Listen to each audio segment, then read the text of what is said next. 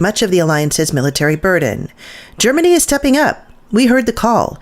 German ambassador to the United States, Jens Hanfield, told Fox News in an exclusive interview. The political left's attempt to counter-program President Donald Trump's UFC event on the White House lawn Sunday night ended in widespread online mockeries of celebrities and media personalities who publicly complained and have been complaining about President Donald Trump for a decade. The event, called Rise Up, Sing Out, a concert for the First Amendment, was hosted by far-left activist and actress Jane Fonda. Bette Midler, 80 years old now, took center stage to perform her own rendition of Woody Guthrie's All You Fascists Bound to Lose. Backed by 4 other singers, she changed some of the lyrics to the song to make it anti-ICE themed, of course. The response is, "Shoo, I just saw a bunch of literal fascists getting ready to take down the country, but luckily, Bette Midler and her super powerful squad stopped them at the gate. LOL." One popular ex-user said. Another post criticized Midler as another one of the dusty relics who peaked decades ago, who performed at the anti-Trump show. These people aren't just out of touch, they're clinically insane, the post said. Read all about the pushback on Fox. I'm Janet Huxley for The Mike Church Show and the Red, White, and Dude Nation, because ethics in broadcasting matters. Some of the best things on earth come in threes. That's right, Lee. There's the Three Stooges. And then there's the Cajun cooking trinity of onions, bell peppers, and celery. And of course, guys, there's the Holy Trinity. Now, I'm not comparing my Trinity to the Holy Trinity, but I guarantee you, my Trinity of homemade small batch rubs can put a heavenly smile on your taste buds. And all 3 come with my 100% money-back guarantee. If you don't love and think that my Trinity of Beast and Butt Rub, Chicken Mamu, and Acadiana steak seasoning aren't the best and most essential spices in your arsenal, I'll buy them back from you. It may not be holy, King Dude, but that's the best spice and rub deal on this side of heaven. Order Mike Church's set of Trinity rubs and save big at mikechurch.com/rub. That's 1 bottle each of Beast and Butt Rub, Chicken Mamu lemon herb seasoning, and Acadiana steak seasoning for one low price and the King Dude's money back guarantee. Order today at mikechurch.com/rub. Okay, let's go to the Golden Truth Ticket Winner Maker Hotline for caller number 4. Who is this? This is Mrs. Dude number 2112. I never would have guessed in a billion years. Well, you are the now proud owner of not 1, but 2 Golden Truth tickets because you knew the secret code word of the day. So, what are you and Captain Rush going to do with the gold when you win it? Well, it's not going into the bank, it's going into the safe. And it's going to stay there for a long time. We might share it with our family. Tracy Staller said he was going to bury his under the greenhouse.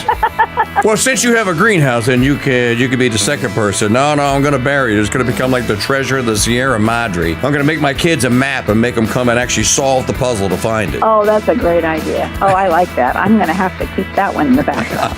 Well, thank you for listening, Jacqueline, and for, Mrs. Dude number 2112, and for playing the game. Congratulations. Thank you so much. Hey, folks, you too can win the next Golden Truth ticket that we're going to give away, but you've got to be listening tomorrow morning, 6:30 a.m. when I play the soundbite of the day. Listen for it, play it back later in the day. Get that super secret password from the Mike Church Show Daily Highlight Reel video, and you can win 2 Golden Truth tickets, but you don't have to wait for that. Go and buy your tickets today at winapoundofgold.com. The Mike Church Show has been the industry leader in promotions, giving away 5 cars in the last 8 years alone. But nothing can prepare you for the greatest giveaway event in broadcast history. Coming June 8th.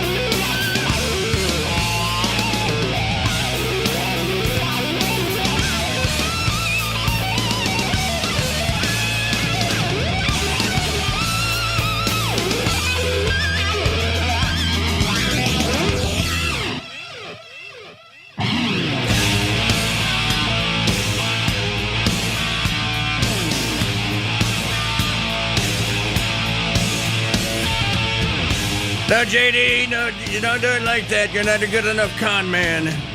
You'll never be president unless you can con him.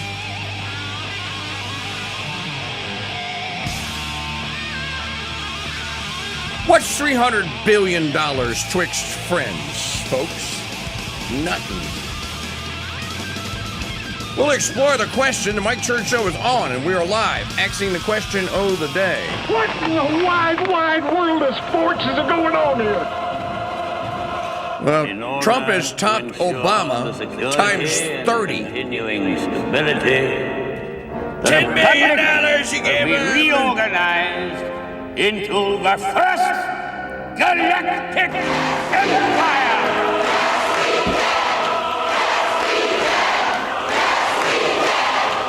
For a safe and secure society.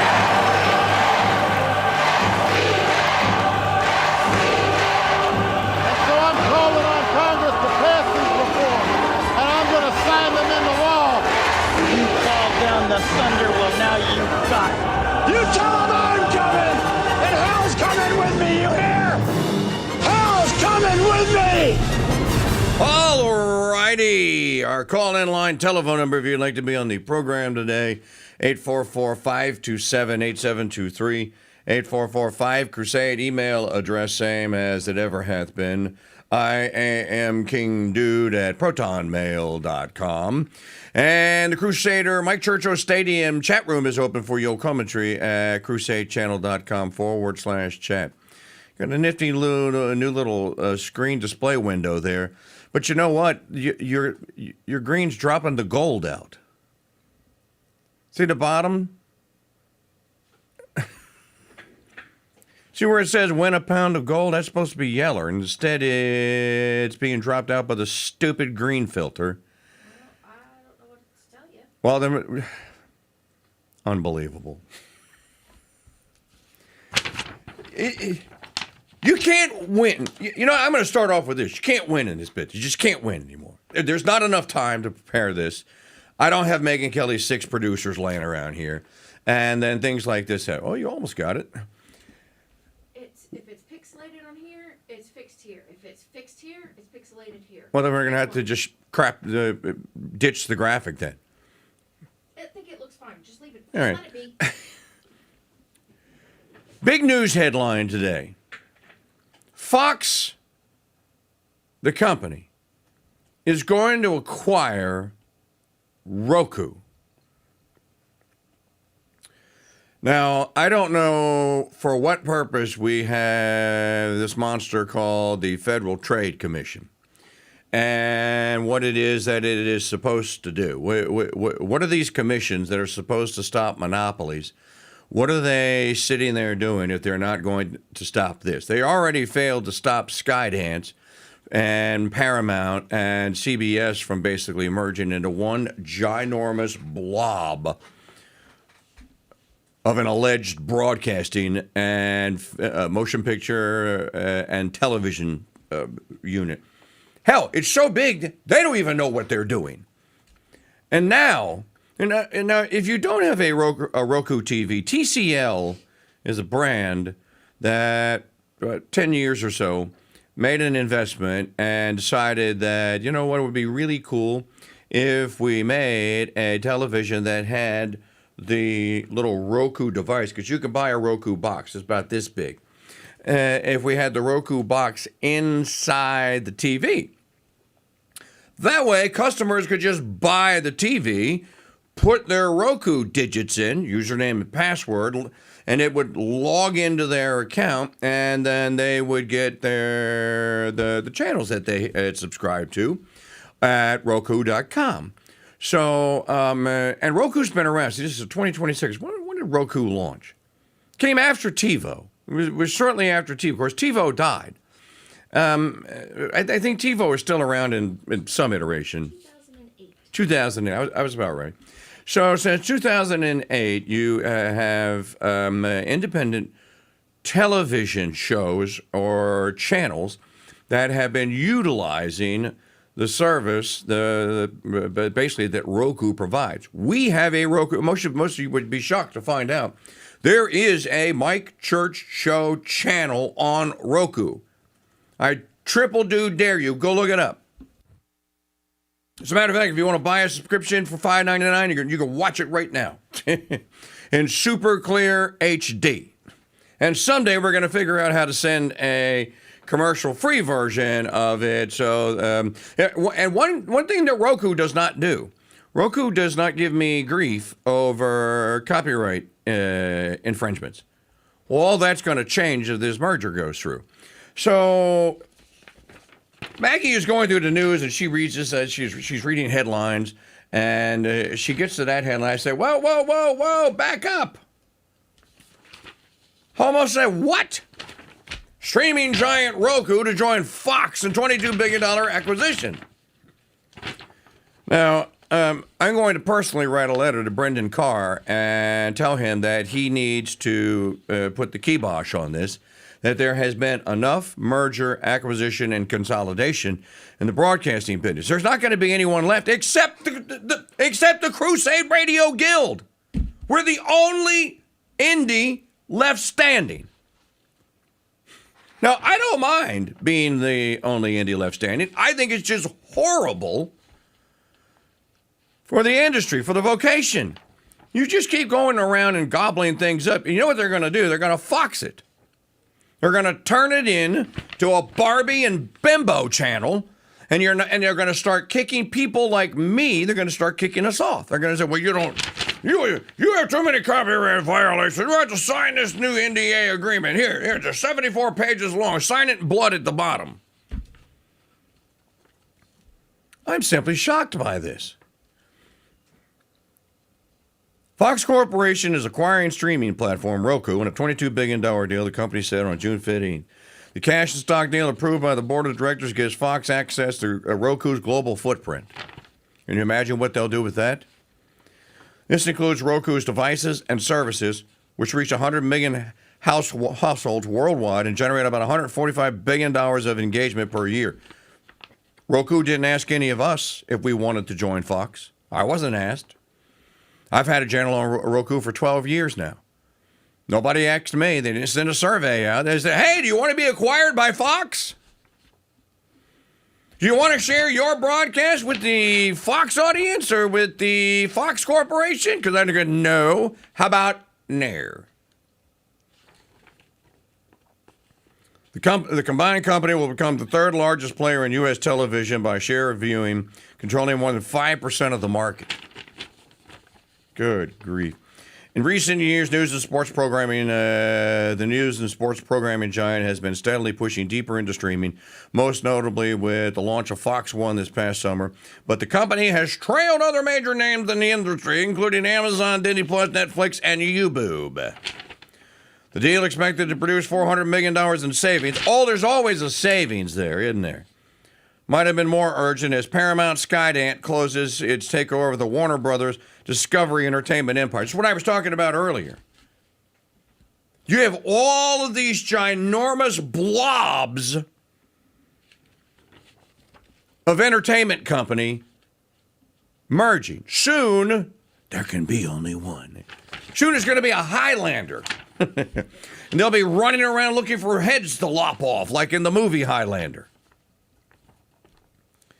Fox CEO and Chairman Lachlan Murdoch, second-generation crime family lord, described the purchase as a defining moment for the company that will continue the deliberate and focused strategy we have been executing for nearly a decade. I just want to point something out. People are going, what is the content of this channel? We're going to do a Rand deal in advance. I will, but this to me is more important. If you slice this up and you look at this properly, this is not growing a brand. I want everyone to understand this is pure greed, and it's sinister. You know, when you have a little entity like this one right here, You know, we're asking for a stinking $50 purchase of a ticket we'll give you the chance to win $52,000 in gold. Here we are looking at our daily ticket sales and wondering, where is our fans? Where are the people that buy tickets to our fundraisers every year? We're on 2 networks now here. Go to goldentruthticket.com. Get yours today. Or just don't. Put us out of our misery. When you're operating a little entity like this, everything on Earth, and just I'm not whining now, just stating the facts. Everything in this vocation in this industry is stacked against you. You have to go and do daily head-to-head combat with this thing called an algorithm. When I got my FCC broadcasting license at WTIX in New Orleans in 1992, and I had to take a little test and fill a form out, you used to have to do this. Nobody asked me if there was no checkbox on there. Check this box to acknowledge you are signing your life away to an algorithm that's going to take control of the entire FCC broadcast world in 2026. Nobody asked me to check that box because I wouldn't have checked it. So when you're running a little small mom and pop media outlet like this one, the one you're watching, see that graphic on the screen right there? You see that right there? I'm like Chris Carter, the guy that created the X-Files. I made this. I made that. You know, Megyn Kelly is fond of telling people that she has 6 producers that produce her show. 6. So she could sit there in front of the red screen there, or it's actually a green screen. They project the red screen all day long and can do what she does. And there are 6 people that are working on the show. You know how many people work on this show? Me and her, 2. And then we're then charged with the task, or we volunteer for the task of competing. And you're going, okay, we'll go head-to-head with them. I used to be on Sirius XM for 13 years. I have been inside that building for over a decade. And I'm happy to perform the program that we have been doing every day for 35 years. If we just have a fighting chance, and if all things are equal. Well, they're not equal. All things are not equal. I don't have the access to what it is that the people that have now been gobbled up by Fox and then gobbled up by Tom Cruise and Skydance and Paramount and CBS and these other mergers and acquisitions and takeovers. This is not growing your brand. I have to grow my brand by talking to you every day and saying, hi, how are you? Hey, I'm going to talk about J.D. Vance being tasked with being the Trump administration's chief salesman of the rotten $300 billion giveaway to the Iranians. Who didn't see this coming? And then I have to ask you, can you tap that subscribe button down there? I'll be your best friend. Me, you, friend. E.T. phone home, friend. Me, friend. You, friend. I'll be your best friend. Will you leave a comment in the chat down there? I'll be your bestest friend. More comments. This guy named Algo loves you and loves me more when you leave a comment in that chat room. So my point being, the only way that this little entity grows is by blood, sweat, literally, tears, and risk. Giving a pound of gold away, for example, is a risk. There is no guarantee I will sell enough tickets to even get to the break-even point. And the way it's going right now, looking pretty bleak. But we agreed to do it, and we're going to carry it through. So the point is we have to earn our market share. I can't just go out and do what they're doing and buy it. That should piss people off. That you're just going to go out there and I'm just going to buy your market share. And I'm going to fat bastard swallow it. It's wrong. And there doesn't seem to be any end to it. I'm sitting here looking at this. Who is left to gobble? Who is left to eat? Who is left for one of these behemoths that cannot possibly care about the end result and the end broadcasting product? They just can't. Who is left for them to gobble, for them to consolidate? And isn't this just the way everything is going? You know, you find something that you like. And I told a story about the water company, the little water company that we started buying bottled water from 25 years ago. And in the last 4 years now, it has become, it's a now Japanese-owned, no, an Asian-owned conglomerate that apparently is just buying water companies up across the United States, has the most horrible, horrid customer service, and people are getting disconnected and whatever because the Indians that they hire for customer service and to run their networks don't speak English. Now, yesterday on the same subject, I received a letter in the United States Postal Service mail that was delivered to my home. I received a letter that the mortgage company that bought my mortgage 3 years ago, has sold it and the entirety of their company to another larger mortgage company, which is now going to be the owner of my mortgage. This will be the 8th transition. This is the 8th time my mortgage has been sold. Now you may be going like, Mr. KingDude, please, why do you burn me to tears with this stupid story about the mortgage? Then they take over. Every time that they sell the mortgage to a new company, the new company gets worse and worse and worse because they're bigger and bigger, and they hate more and more, and they just don't care. And everything is going to be automated now. You know, the last time that it's still on my credit report. The last time they changed, there were two mortgage companies ago. They told all of us, don't worry, all of your account info has been transferred over. The new people, you won't even miss it. You won't even know the difference here. The new people are just going to take over. They're going to have such wonderful customer service and this and that and the other. And if you had like signed up, for example, for an electronic draft, so you're not writing checks, they're just drafting it out of your bank account, then that will still happen. Well, we weren't doing that. We were actually doing checks. And so they gave us an address, and we started sending checks, and they started cashing them. Well, 90 days in, I get a foreclosure notice in the mail. I'm like, what? Foreclosure? Yeah, you're 120 days past due. I'm like, no, I'm not. 30 days worth of fighting with these people, finally to find out that, oh, yeah, they got the checks, and yeah, their computer, their automated system cashed them. Oh, yeah, they had the deposit records. They assigned it to the wrong account number. So at the end of that, oh no, we'll put your account back in good standing.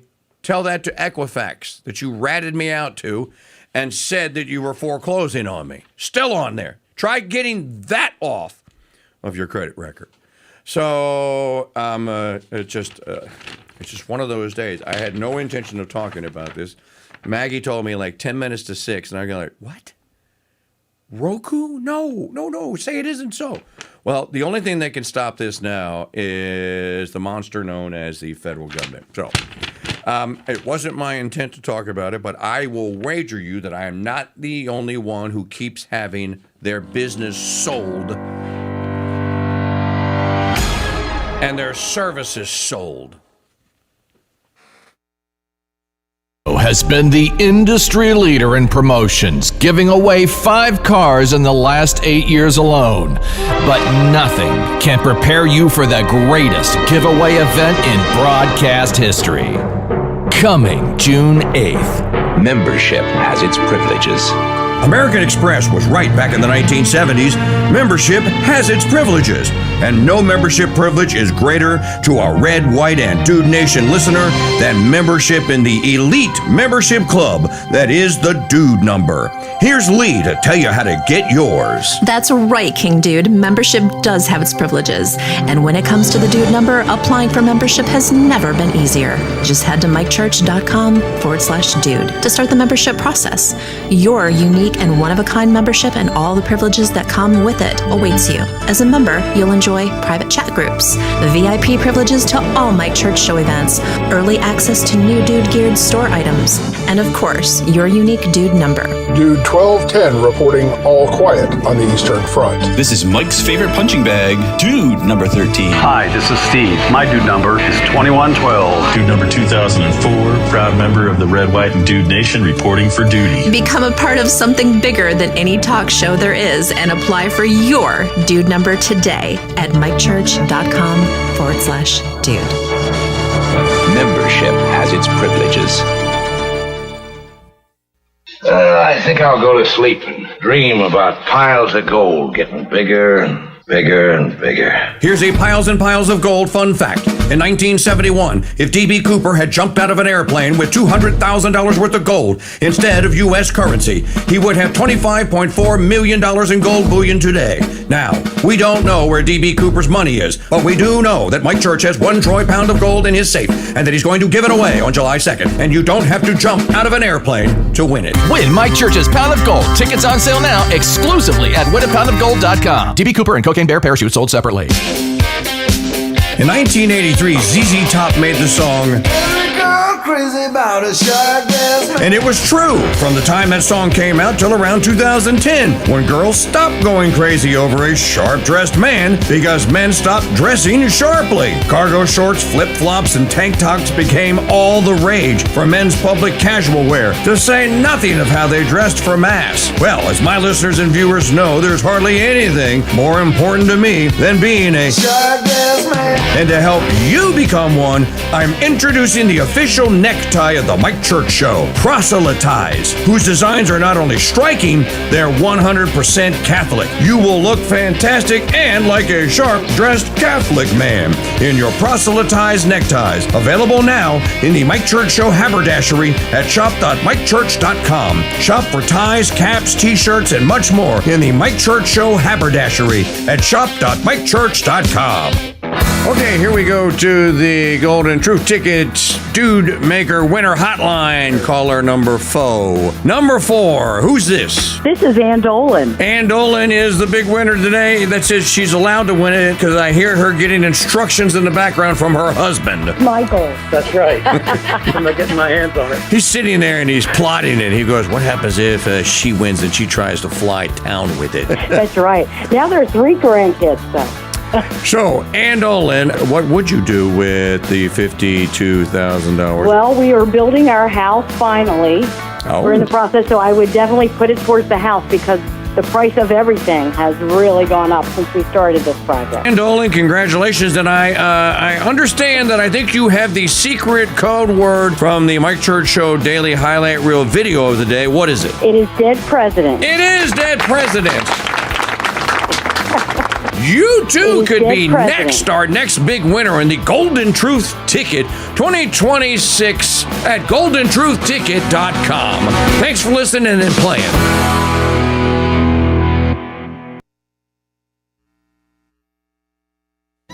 Most Crusade Channel wannabes only get the mission half right. Men, you are about to embark on a great crusade to stamp out runaway decency in the West. So why settle for half-baked radio hacks crusading in mono when you can get the real deal on the Mike Church Show? Now go do that voodoo that you do so well.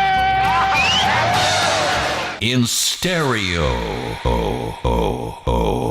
The Mike Church Show's Great Crusade is on the Veritas Radio Network's Crusade.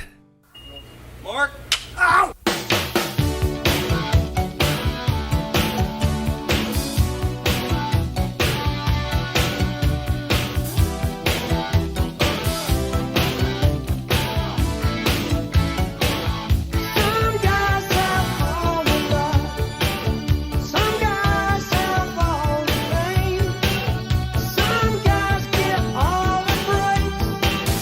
Some guys do nothing.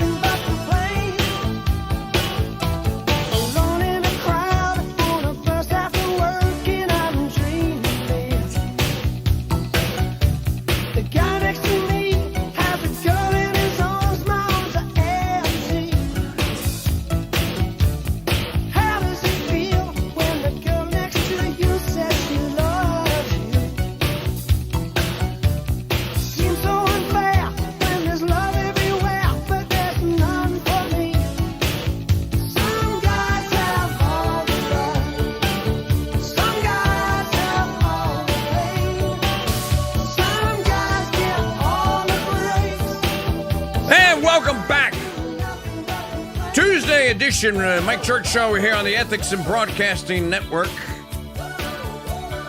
This portion of the program brought to you by our friends at mypillow.com/KingDude. For the best night's sleep in the whole wide world, visit mypillow.com/KingDude. You know, they size your MyPillow up by your shoe size. So, whatever your shoe size is, will determine the size of your MyPillow. And while you're doing your shoe size, why not size yourself up for a pair of My Slippers at mypillow.com/KingDude. That's mypillow.com/KingDude. You got My Towels, My Mattress Toppers, My Sheets, My Pillowcases.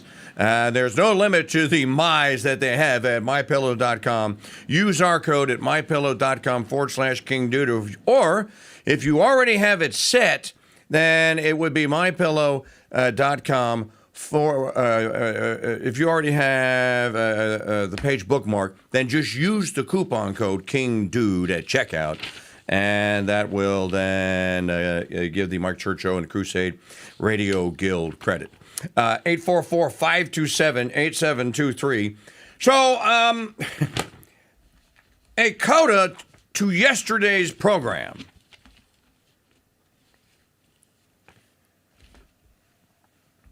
So yesterday I was talking about George Washington and the trip that he made over to the U.S. Senate to go watch a treaty that he had negotiated with two southern Indian tribes. Thank you very much for calling Roku. Now that we have taken over by Fox News, this is customer service. My name is Charles Smith. And not that the American kind of Indian. Yes, I just did that. And so Washington brings the treaty over there, and he brings his buddy Henry Knox with him. And Knox, you have to know a little bit about the backstory about Knox. I'm not going to, he was a bookseller in Boston. He joined Washington's army. Washington liked him so much, he goes, I'm going to give you a special mission. Complete it, and I'll make you an officer. And Knox went to Fort Ticonderoga, got the cannons that Washington said he thought were there, brought them back, and he goes, okay, I'll make you a general, and that's how he became general. So the part I left out about the story is the funniest part, and that is that Knox and Washington go to the Senate chamber, and the senator's like, oh, you brought a treaty with us. Oh, how fantastic. Can you read it to us? And so Washington looks at Knox, and Washington's like, I'm not reading it. And Knox goes, okay, well, I'll read it. So it's rather lengthy as well. So Knox picks the documents up and then goes into the well of the Senate, as it calls, starts to read. Well, it just so happens that on that day, outside of Federal Hall in New York, there was a lot of traffic and commotion. There's no record of why, there just was. And so about an hour and a half later, when Knox has finished reading the finer points of the treaty, and Washington is sitting there just turning red and boiling mad in his chair, one of the members of the Senate says, hey, thank you very much for that, but I couldn't hear it. Can you read it again? It's at this point where, remember I told you that Washington was going to storm out, and they calmed him down. It's at this point that Washington was just going to leave. And they calmed him down, and so he had to sit there and he had to listen to it for a second time, and that's when it was fine. And he was like going because he knew where the end was, and as soon as it was finished, he vaulted out of his chair, didn't tell them goodbye, and then he did what I said. He walked to the door and he slammed the door shut. I wanted to bring this up because of the deal with the Iranians. There's two ways a foreign agreement gets basically made law. Now, this is interesting. I would think people would be actually concerned about this. If the Trump administration submits whatever this deal is with the $300 billion bribe and payback to the Iranians, and I'm not buying this. There is something sinister and nefarious going on here, and we're going to get to the bottom of it. Having said that, they sent J.D. Vance out to be the salesman. And go, oh, no, everyone trusts J.D. They're suspicious of tracksuit Marco because he's a neocon. They're not as suspicious of doughboy face J.D., so send J.D. out. Let's talk about this for a minute. People are poo-pooing this. Mark Levin is out there demanding now that the Senate hear the bill. Now, why does Levin and Lindsey Graham and Tom Cotton and the usual Zionist hacks, those men that have sold their country out, that ought to just leave, get the blank out of the United States, go join the government and the country of Israel, and go live your life over there. Screw this dual citizenship garbage. And in any event, if the Trump administration were to submit this deal as a treaty, this is very important, folks. You need to pay attention here. And you won't know what's in it. They're not going to let us read this before, if it were to be submitted as a treaty, before it got ratified. So let's just pretend that they submit it as a treaty. And I don't know that they're going to do that. Lindsey Graham said that he's going to ask Trump to submit it as a treaty. If the United States Senate, by a 2/3 majority of those present, votes in the affirmative, and whatever this deal is, and that means basically, so the way it has to arrive with Trump's signature or the president's signature on it. That's saying that I've negotiated the deal. It's under my Article 2, Section 2, foreign policy power. And I'm asking you with the advise and consent clause to look at it and consent. And then the Senate would vote 2/3 majority. They would ratify the treaty. And here's where the kibosh comes. Here's the part that you must know and you must understand. That at that point, that treaty basically becomes an amendment to the U.S. Constitution. It becomes part of the Constitution. It is legal and it is binding on every state in the Union, on every city in every state in the Union, and every township in every state in the Union, and on every citizen in every state in the Union. I want y'all to look this up. This has happened before. I want you to look this up in your spare time. Maybe I'll ask Dr. Deep State if he knows about this when we get him on in hour 3. Look up the Migratory Birds Treaty. Tom Woods and Kevin Gutzman start their book, Who Killed the Constitution? Chapter 1 is about the migratory birds. And why do I bring it up? Well, the Senate ratified the treaty thinking that they were just doing a good thing and making, so the geese from Canada can just fly from Canada across the United States and not be shot down or regulated or whatever to go to their winter home in Mexico or wherever.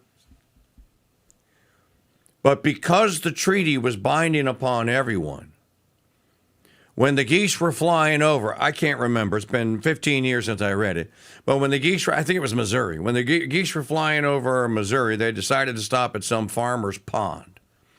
And this farmer decided, Canadian geese, tasty. And as I recall, this farmer shot a couple of them, and they were going to have them for Christmas dinner or whatever. And the precursors to the environmentalist wackos that we have around us today found out about it, and they sued. And they said, you can't do this under the Migratory Birds Treaty.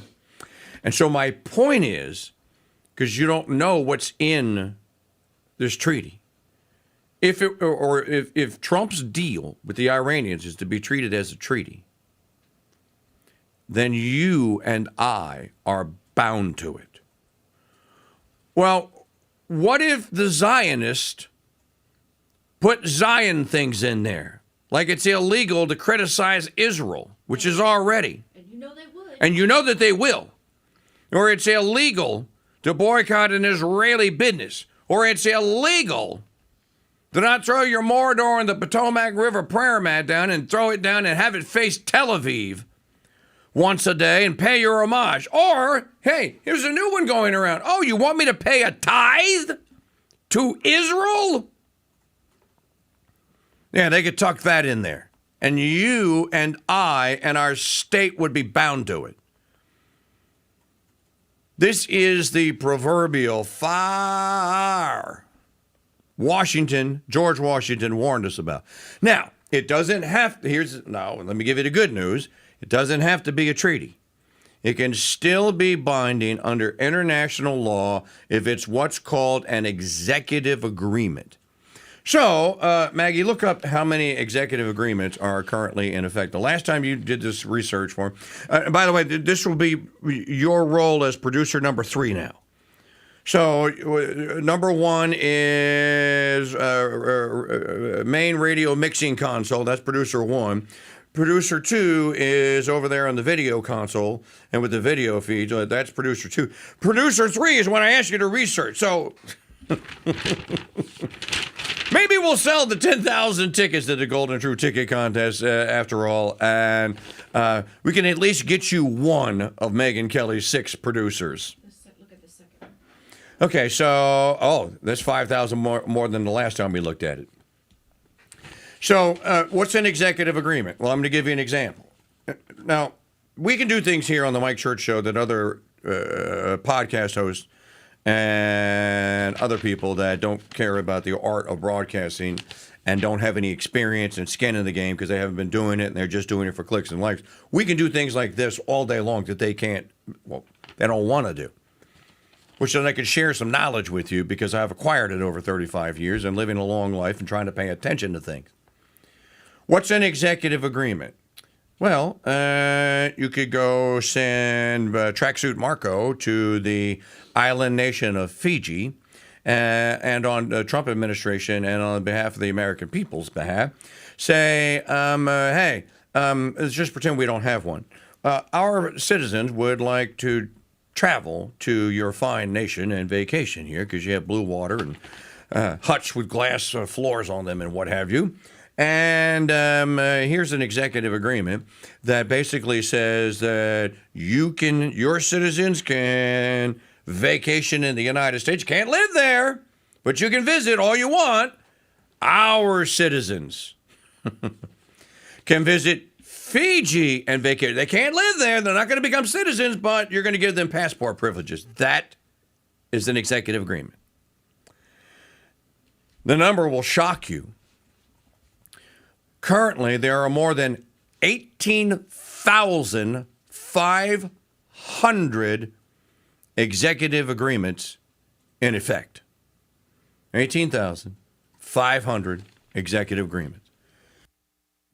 It is likely because of the brevity of which this whole thing has to be done by Friday, according to President Trump, that this is probably going to be an executive agreement and not a treaty. Now, isn't it interesting that get off the phone, you big dope, that the mediocre one does not want this treaty treated in the United States Senate like it's a treaty. Or he does, rather. Now, why does he want this? Why are all the neocons so desperate to get their hands on Trump's deal? Well, you know what they're going to do. I know what they're going to do with it. What an irony of all ironies. And no one had this on their bingo card. No one had this on their bingo card. You mean to tell me that the entirety of this scam that began with Netanyahu scamming the people that were present in the Situation Room on the 11th of February 2026 this year, when he and the head of Mossad went and made their presentation, their song and dance, their vaudeville act to Trump and the Situation Room and Susie Wiles and Tracksuit Marco and Push-Up Pete and the rest of them. They didn't invite J.D. Vance. They didn't invite Tulsi Gabbard. And said, Iran has never been weaker, Mr. President. If you join Israel and we two-front attack Iran, then the people of Iran are ready for revolution and they will take over the government and all will be, gumdrops will fall from sky, streets will be paved with gold in Iran and Israel will prosper, Mr. President.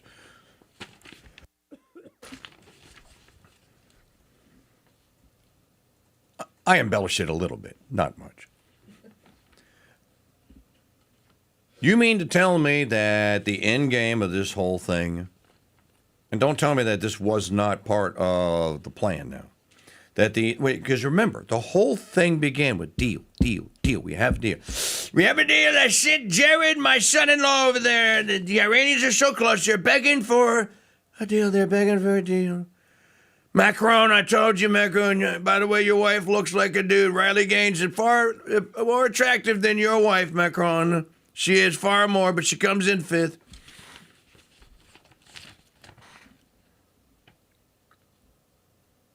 That they always planned that they would get the alliance and the takeover of the government of Israel into the government, mesh it with the government of the United States via a treaty to end a war that didn't have to be started. And then the Senate would ratify it, and then we're all screwed and we're all stuck under it.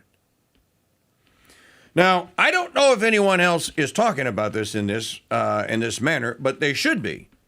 Let me tell you a little bit more about the Migratory Bird Treaty Act, enacted in 1918 as a foundational U.S. federal law that protects over 1,000 species of native birds.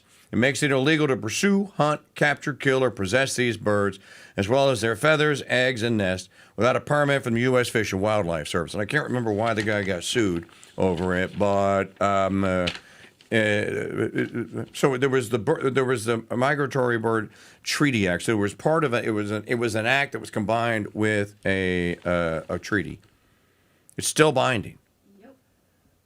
Imagine the Iranian deal binding as a treaty on all 50 states. How many people at that point throw their hand up in the air and go like, okay, that's it. No more. Go to your governor. We want out. We want out of the compact. They're in breach of it now. We are not going to be material participants in the government of the state of Israel. And I'm not paying a tithe. I'm not sending them weapons. I'm not sending my sons and daughters to fight and die in their wars. And they're not coming over here to take control of and to operate inside of what is supposed to be our government. Now, you can't possibly know whether or not that's in the deal or not, because Netanyahu says, oh, no, they left us out of the negotiations. That's the only ray of hope that you have, is that somebody told Trump, you can't let the Israelis anywhere near this deal. Because if you do it as a treaty, they're going to want in. And they're going to want to be included and named, and they're going to have demands. And your buddies in the Senate, Zionist buddies, are going to give it to them. This is some nefarious stuff here, so just be prepared. Now, and here we are Tuesday morning. I don't know. I cannot tell you. I can tell you this. I bet no one else is reporting on this. This is a newsletter called Israel Hayom, Hayom. So, I picked this story up yesterday from Owen Schroyer. Trump secretly approved Qatar-Iran cash deal is the headline. Now, again, I don't know of this particular entity, so I present this to you as it has the potential to be jaundiced. But then again, what in the mainstream Malachian satanic media, MSM, is not jaundiced these days? Diplomatic officials confirm Washington secretly authorized Doha to transfer funds to Tehran in exchange for freedom of navigation in the Strait of Hormuz and immunity from attacks. The dual policy was intended to curb global energy prices and served as the basis for the memorandum of understanding being forged with the leadership of the Revolutionary Guards. While oversight of the financial spigot was watered down and handed to the Qataris, talks in Washington stalled over a bitter dispute surrounding the issue of uranium enrichment. The U.S. secretly approved a financial and maritime arrangement between Qatar and Iran under which billions of dollars were paid to Tehran in exchange for free passage for Qatari tankers and ships through the Strait of Hormuz, 3 diplomatic officials now confirm. This was a deliberate and conscious course of action by the Trump administration, which allowed its own Navy to turn a blind eye to the arrangement in complete contradiction of its declared policy. The move was intended to ease the crises in global energy markets and curb rising oil prices. The current revelation proves that the White House had already laid the groundwork at the time for the Memorandum of Understanding being forged with Iran. In doing so, the administration gave Iranian terrorism a critical economic lifeline at a moment of particularly severe financial strangulation. So in other words, well, they're going to get a bailout, aren't they? They bailed them out. Is what the story is alleging. The secret U.S. approval, which the sources said was granted about a month ago, dovetailed with Doha's interest in opening a direct channel of communication with Tehran, which began to tighten after the ceasefire. Qatar, fearing a renewed Iranian attack on its facilities after one of its gas installations was attacked during the war, sought to buy security quietly. While the United Arab Emirates and Saudi Arabia were hit by missile and UAV attacks after the ceasefire, Qatar assisted Iran financially and remained completely protected. How do you like that? Explains a lot, doesn't it?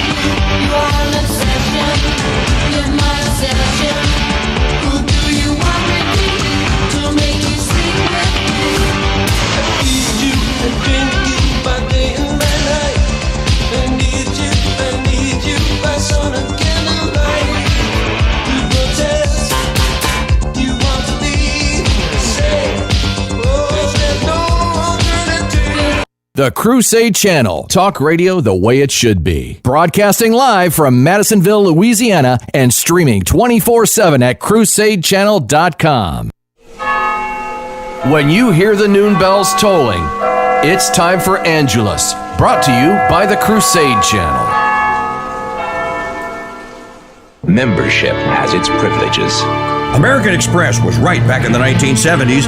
Membership has its privileges, and no membership privilege is greater to a Red, White, and Dude Nation listener than membership in the elite membership club that is the Dude Number. Here's Lee to tell you how to get yours. That's right, KingDude. Membership does have its privileges. And when it comes to the Dude Number, applying for membership has never been easier. Just head to mikechurch.com/dude to start the membership process.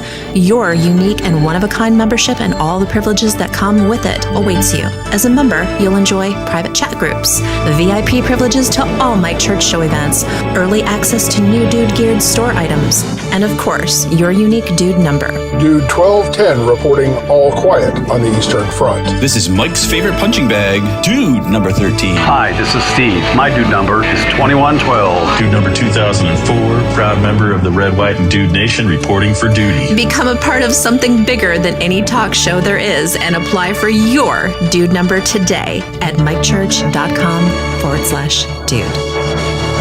Membership has its privileges.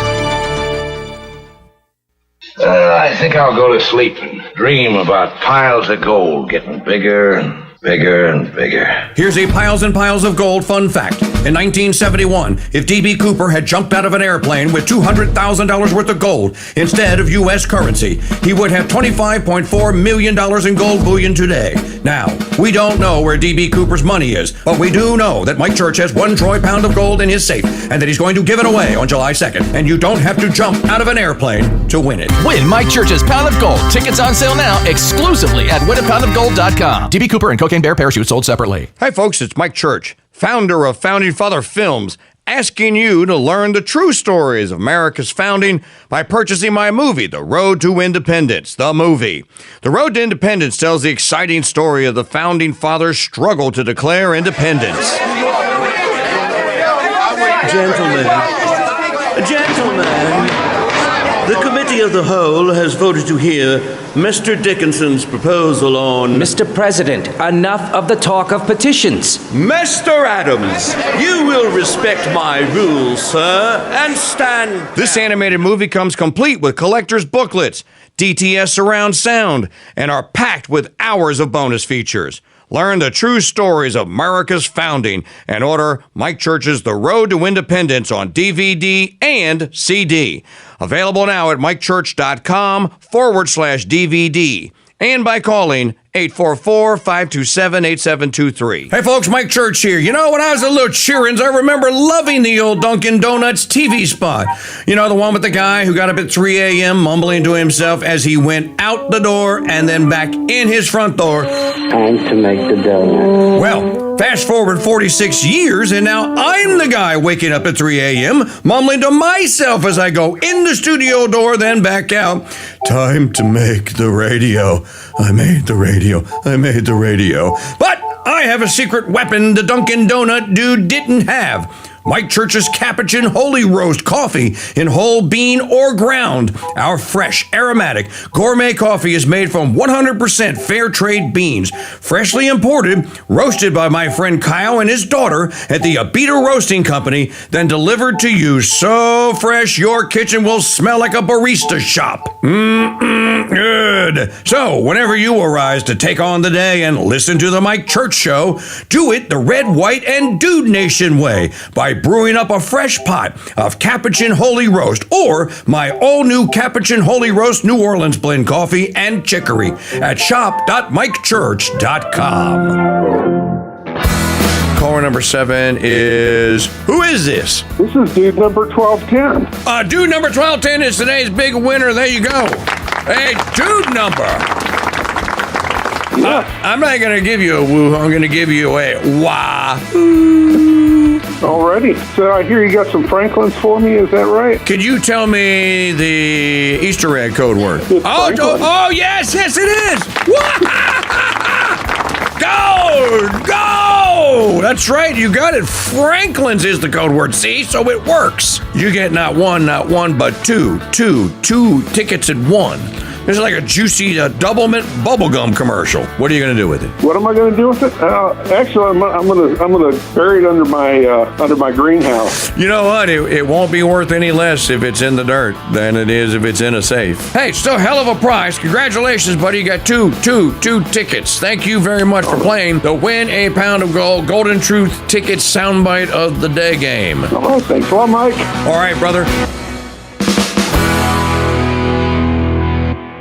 Do you want to save money on your next flight? Then pick up the phone and call. That's right, call. Because the best prices are not online. They're with SmartFares. See, SmartFares has special deals with the airlines. When they have unsold seats, they use SmartFares to fill them. So you get airline tickets at crazy low prices. They have access to great prices and discounts at over 500 different airlines. Plus 300,000 hotels and rental car companies. Their prices are too low to publish online. With the extra money you'll save, you can book another trip or treat yourself to dinner or shopping. So stop searching all of those travel sites to find the lowest price on your next flight. Let one of our SmartFares expert travel agents find the best price for you. Call SmartFares today and get ready to see the world with a fat wallet. 800-313-7757. 800-313-7757. 800-313-7757. That's 800-313-7757.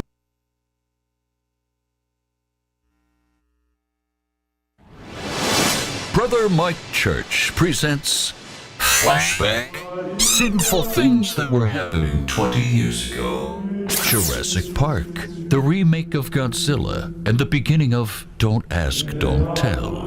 Are either of you, homosexuals? You mean like flaming, or? No, we're not homosexual, but we are willing to learn. Let's hope and pray no one will ever confess those sins again. The Mike Church Show, preaching and teaching from his abbey, while living here in the present, on the Veritas Radio Network's Crusade. Oh, come on, Captain. You're not the first man to get a thrill from murdering someone. I see it all the time. Get out! Or what? You'll kill me? Like you killed Ensign Lynch? There was no way to save him. You didn't even try. Where was your involved sensibility then? I don't have time for this. Oh, hey, I'm sorry.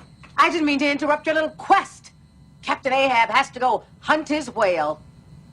This is not about revenge. Liar! This is about saving the future of humanity. Jean-Luc, blow up the damn ship! No! No!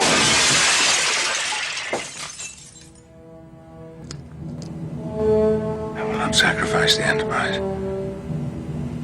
We've made too many compromises already. Too many retreats. They invade our space, and we fall back. They assimilate entire worlds, and we fall back. Not again. The line must be drawn here. This far, no farther. I will make them pay for what they've done.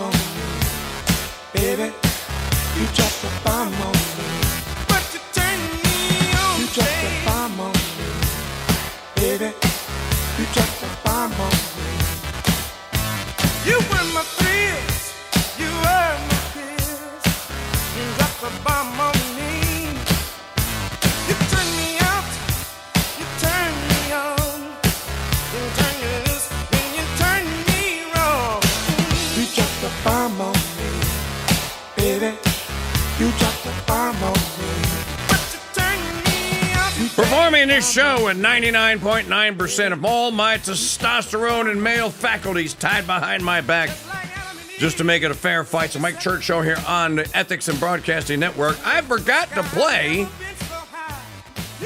the soundbite of the day last segment here. So,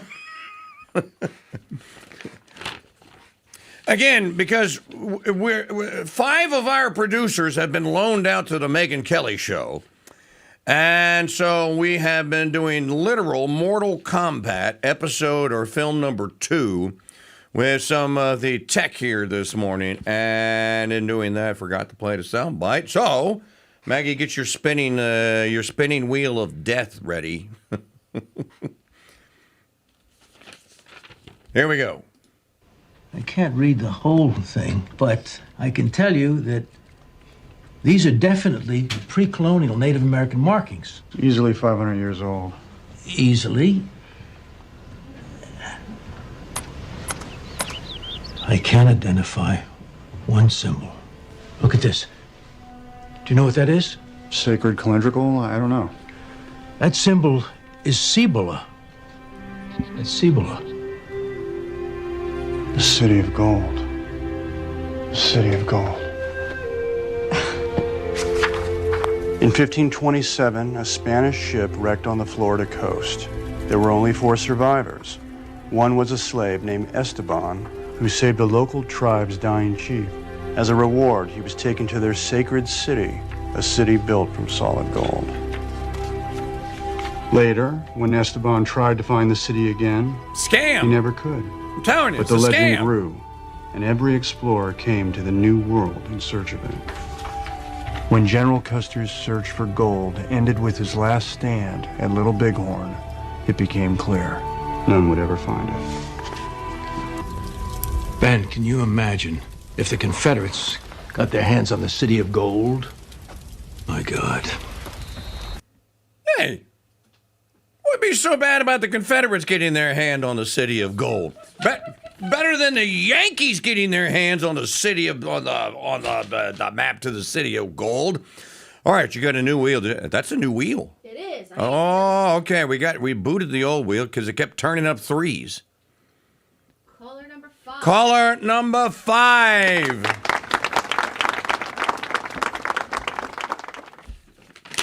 Caller number 5. Later on today, you hear that clip from National Treasure played back. You be caller number 5, and if you go to winapoundofgold.com or to mikechurch.com or my YouTube channel, youtube.com /@RealKingDude, you will see the, if you watch the daily highlight clip of the day from YouTube, yesterday's, you will see the Easter egg embedded in there with today's secret code word. So if you are caller number 5 and you have that code word, I'm going to give you 2 Golden True tickets to win my Troy pound of gold. It doesn't take an army of tickets. It only takes 1. Chris Payne, our winner last year, had 5. So 4 of his tickets didn't work, but the one that did netted him 36 grand, which is worth 52 grand in gold today. And we are going to give that gold away on July the 2nd. You should get your tickets now, because there is a chance that this thing actually does catch on like it did last year, and tickets start going fast and we sell out. So get your ticket today, become an affiliate as well, because as soon as you buy your ticket, you're an affiliate. And then you can go to the affiliate tab at winapoundofgold.com, get your unique link, or make your own links. You can put your own name and stuff in there if you want. And then send your link out to your friend. Anytime your friend buys a ticket, if they buy 10, you get a free ticket.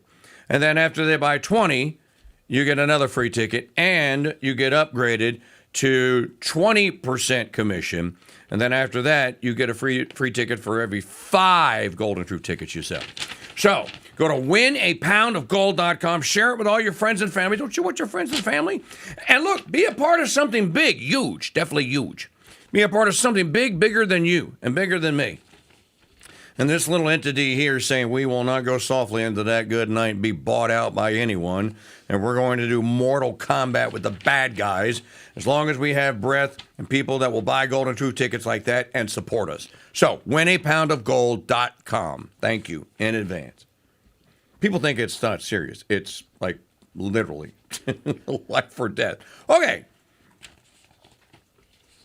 Trump just changed the conversation about Iran from Andrew Day. Trump's latest two-step waging a brutal war against Iran to the delight of America's most fanatical Iran hawks. By the way,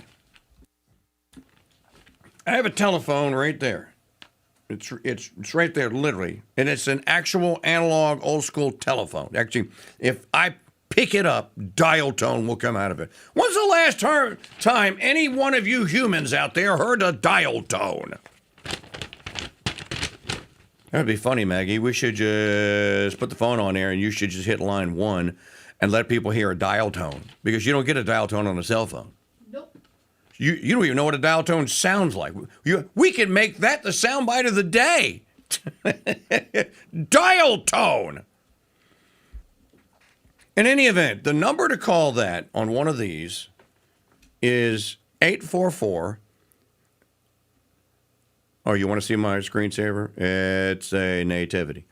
844-527-8723. 844-5-Crusade. Mrs. O'Connell, one of the 5 producers that have been loaned to Megyn Kelly, so she's the sole survivor here, was telling me during the timeout and asking me questions about Catholic doctrine and about certain things. And I said, oh, you have neocons in the Sensus Fidelium chat. Neocons I can handle. No problem there. I have been doing Mortal Kombat with neocons since 2008. And by the way, big guy, you're not the first one. Hey, what are you, pro-Islam? Oh, yeah. You know what? I just go to Catholic Mass on Sundays and High Holy Feast days to fake it. I just do it to convince people like you that I'm a Catholic. I am secretly throwing the prayer mat down and bowing to Allah. I do it every day. And yes, I am secretly pro-Islam. Gee, what an original dig. What an original criticism. I've never heard it before. Please, Hammer, don't hurt him. Please don't hurt me and say it in public ever again. Please, I'll never get over it. My career. Since I worked with the Ron Paul campaign in 2008 and 2012, dude, there's no name you can call me. When I stopped being one of you and a neocon, there is no name that you can call me. And by the way, you know, Mark Levin did an entire show back in 2012 all about me. And he called me an Islam lubber. Then he called me a backbenching leftard. You know why? Because some of us were saying that President Obama, not Bush, President Obama, needed to go through Congress to bomb brown people in foreign countries, and that his buddy Jeffrey Lord saying that, oh, Thomas Jefferson did it without a congressional approval. This is a presidential tradition. No, it's not. And by the way, not only did Jefferson ask permission from the Congress in 1802 and 1803, in the first instance, he actually had the letter in his hand, and he goes, should I walk it down there and hand it to him? And I forget who it was. He goes, no, you don't have to go down there. And he goes, yeah, but I want to explain it to him. And they said, no, just send the letter. And the letter exists extant. Jefferson said, I wish to do military action against the Barbary Coast pirates of Tripoli.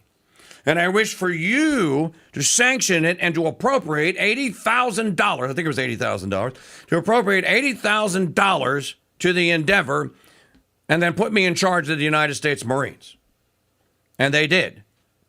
Through Congress.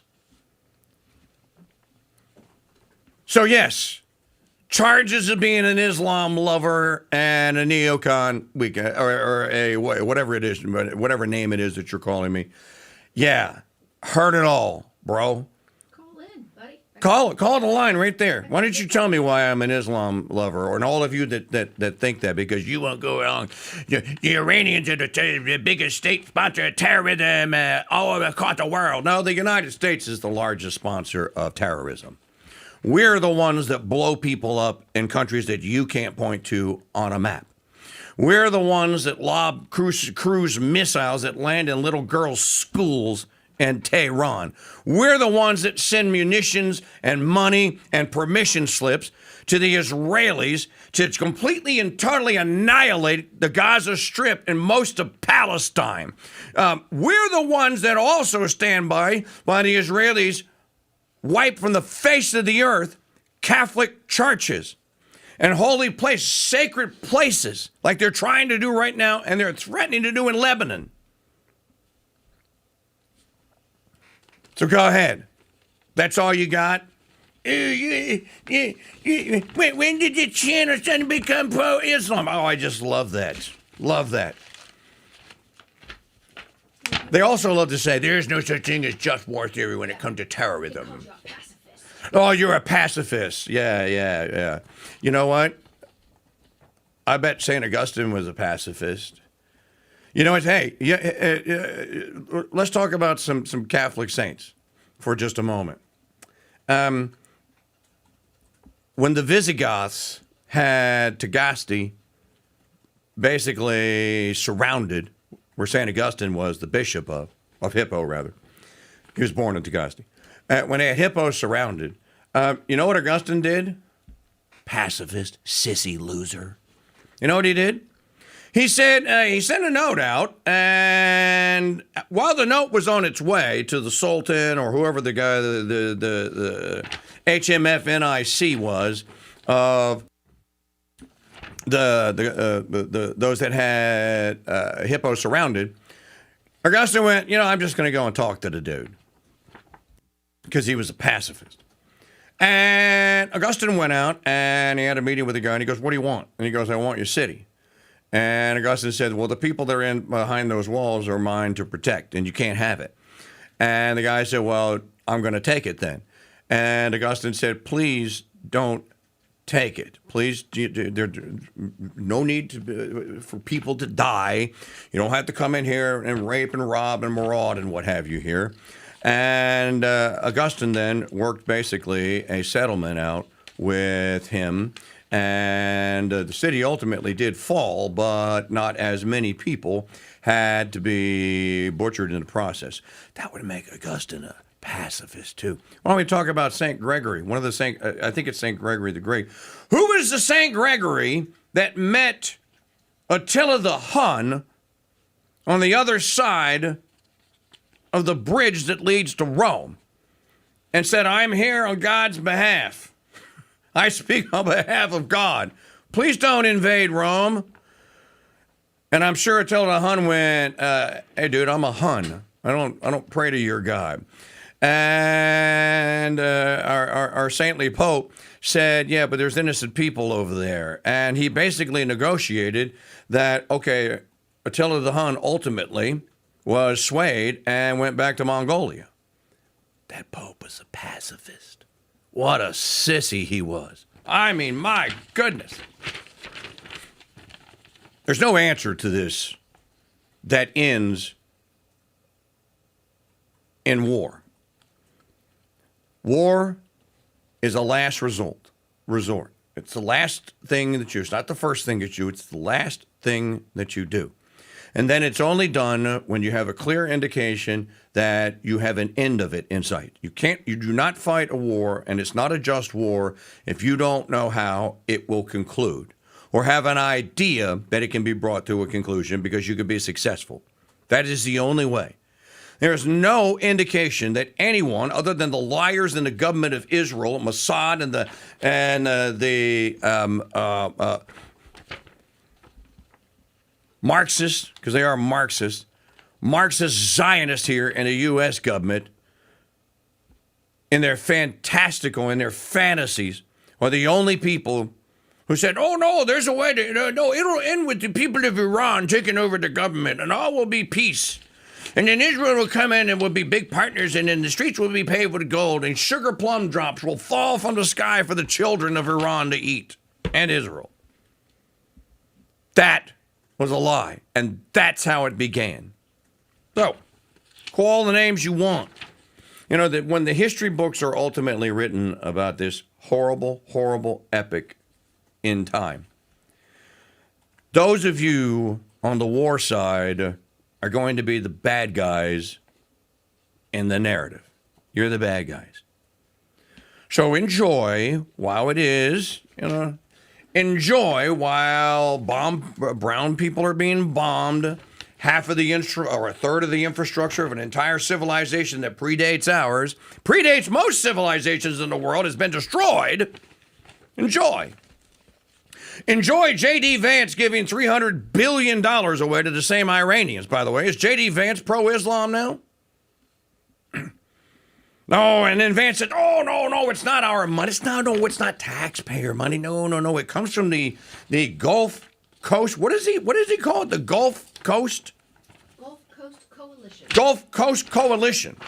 You know, I live here in the South, and we have a GCCC here, but it is for people that fish for striped or for speckled trout and redfish. Is that where they got the money? What number is that? That is... Number 3. Oh, Play Digital Media Fund number 3. I think we should find out about this $300 billion fund, don't you? I'm interested. You should be, too. Walk through some of this. The Iranians are saying that they're going to have access to a $300 billion reconstruction fund. True or false? Well, Ed, that's the sort of thing they could have access to, funded by the Gulf Coast Coalition, so long as they honor their end of the obligation. I think that one of the things you're going to see, Ed, and people have to be skeptical of this, is that the hardliners in the Iranian system will overemphasize the benefits that Iran gets while underemphasizing all the things that they have to concede and all the things they have to provide in order to get these benefits. So we absolutely are open to the Gulf Coast countries investing in the reconstruction of Iran, but only if Iran ends their nuclear program, ends their enriched stockpile of material, and is really open to an inspections and enforcement regime that gives the American people confidence they're never going to have a nuclear weapon. So I think the dance you're going to see. I already had confidence they weren't going to have a nuclear weapon. The Iranian media, especially the I don't have any media, now. They're going to talk a lot about what they get without talking about what they give. It's important for. No, it's the Gulf Coast Conservation Fund. You know, people buy a fishing license in Louisiana, Mississippi, and part of that goes to Iranian restoration. Gee, man, I get all kind of bang from my wildlife and fisheries duckies. A great deal. Why do you think they chose J.D. Vance for the go out and sell the $300 billion giveaway to the Iranians? By the way, it is said that Barack Hussein Obama, it is said that dear leader Chairman Mao Obama, what chump change was he playing with? He only gave the Iranians a measly $10 billion. Remember Trump campaigning and Obama filled that plane up, and that plane landed in Tehran. With billions of dollars, your dollars, on that plane, he funded state-sponsored terrorism. We funded it. Obama funded it. He gave him $10 billion. I'll never give Iran. They'll never have a nuke. They're not going to get a dime. We're going to starve them to the sanctions out the proverbial wazoo. No one's ever seen any sanction like it. Now, I'm one of these stupid pacifist people that thinks that we ought to have George Washington's friendly and amicable trade relations and relations with all and entangling alliances with none. This many. 0.0. Was Washington a pacifist?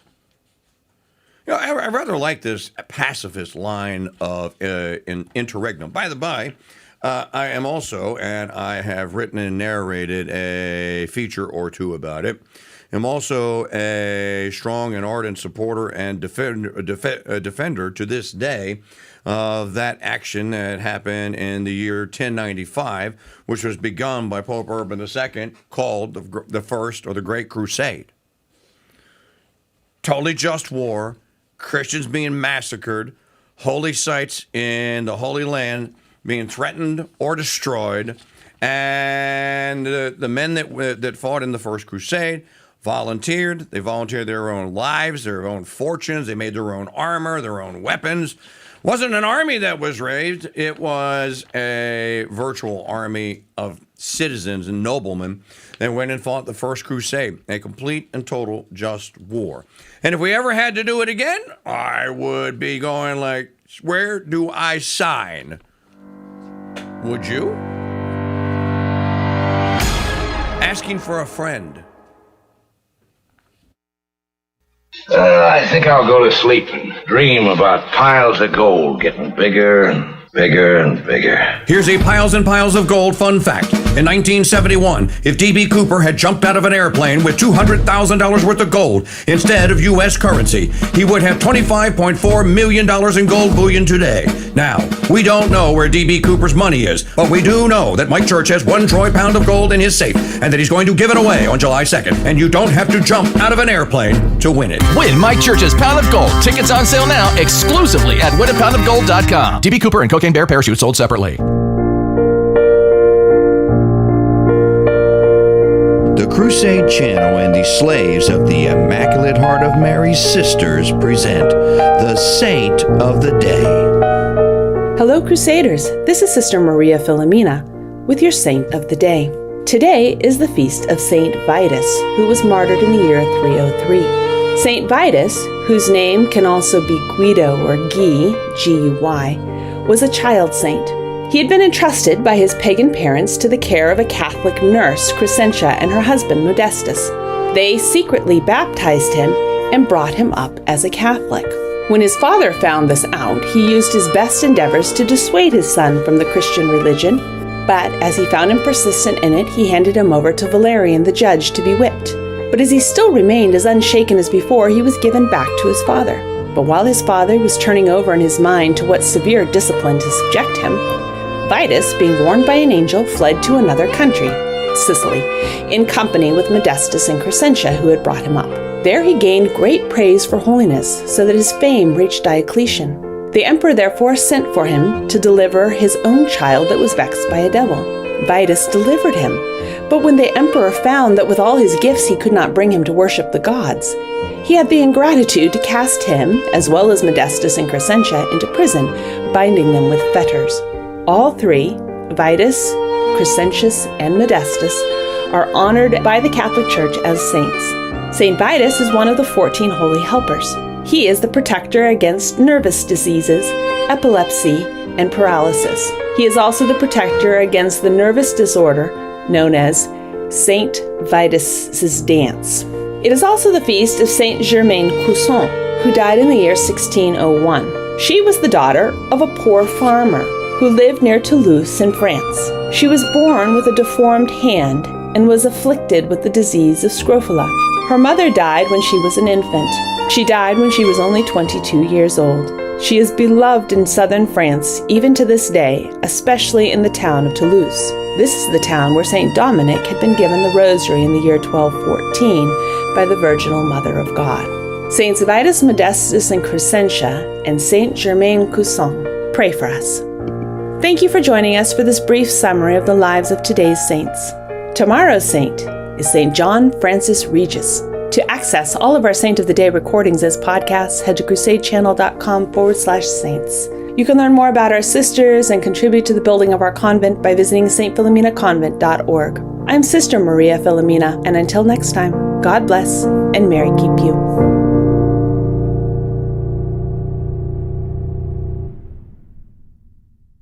One of my favorite books is Jim Collins' Good to Great, and lots of people have benefited from reading it, including me.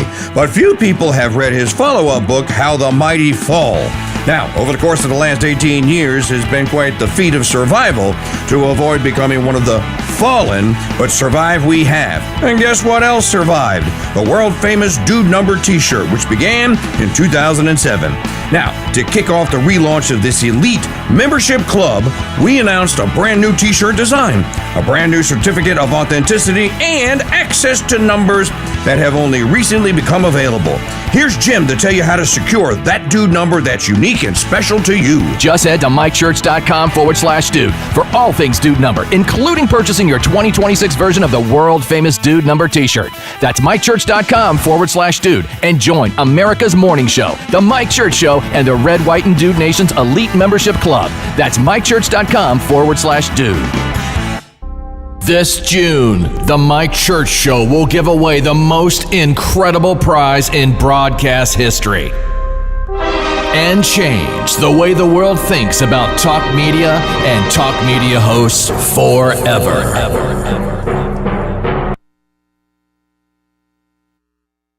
The Mike Church Show is presented for the exclusive use of the renegade outlaws known to the leftards as muscle car lovers. I'd like to talk a little bit about the war in the Persian Gulf. Big doings in the Persian Gulf. You know my favorite part of that war? It's the first war we ever had that was on every channel plus cable. And the war got good ratings too, didn't it? Got good ratings. Well, we like war. We like war. We're a warlike people. We like war because we're good at it. And you know why we're good at it? Because we get a lot of practice. This country's only 200 years old, and already we've had 10 major wars. We average a major war every 20 years in this country, so we're good at it. And it's a good thing we are. We're not very good at anything else anymore. Huh? Can't build a decent car, can't make a TV set or a VCR worth of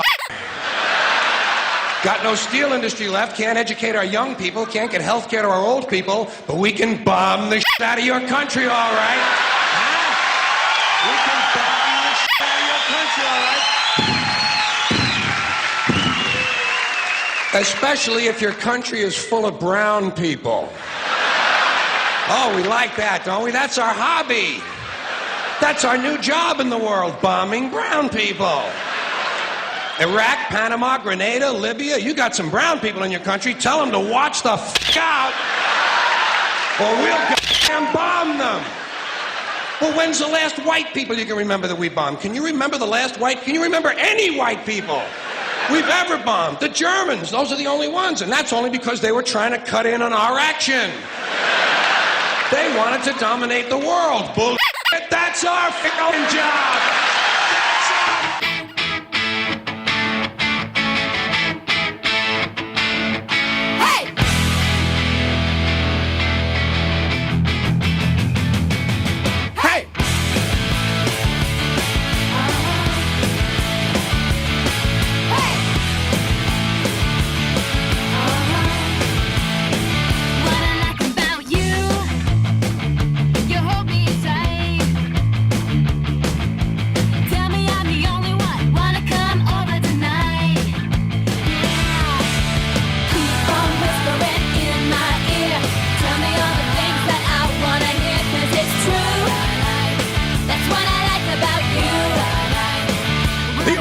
Optimism, the Sultan of Sapientia, the Dauphin of Due Diligence. Marcus Tullius Meridius Maximus Augustus here on a Tuesday. Now look, you people. I am here to convey the message and the good news here. You know what, Maggie, I want to send you an image. I haven't had a chance to brand it yet, but I found this. It's really... You want to see what an actual gold round, a American Eagle gold round looks like? I have a close-up picture of it because people like them pictures. And I found it because I was blousing around yesterday, and I'm going like, no, that's not the one I want, that's not the one I want, that's not the one, that's the one that I want. And of course now I can't find it, so I'll probably during the next time out. But you can win 12 of those. Chris Payne of Kentucky is a real dude. You know, if it came down to it, I could plead with him. He'd call the show and he goes, "Yeah, I was a real guy. Yes, I won the gold. Yes, Mike and Maggie sent it to me. Yes, I still have it." We have a video on the Win a Pound of Gold website that shows you. I think you should get really excited about being part of something that's huge. Imagine this little outfit here, and we've teamed up with Census Fidelian and my buddy Steve Cunningham, who I've known for almost 20 years now. And Steve and I have set a goal. We want to do something big, like what Mr. Beast would do on YouTube. Oh, let's give a pound of gold away. And let's say that we're limited the tickets to 10,000, which is a lot of tickets. Wouldn't it be cool if these two upstarts here were able to actually accomplish this and to go nanya boo boo to all the bigs out there that work for Ben Shapiro, for example? I think it would be cool, but it's not going to happen if you don't take it seriously that when we do fundraising, we don't do it so that we can live lavishly around here. I have the Chris Payne video if you want me to play it. You got the Chris Payne video? All right. Just to show, especially new listeners and viewers, that no, it's a real dude and the gold is real.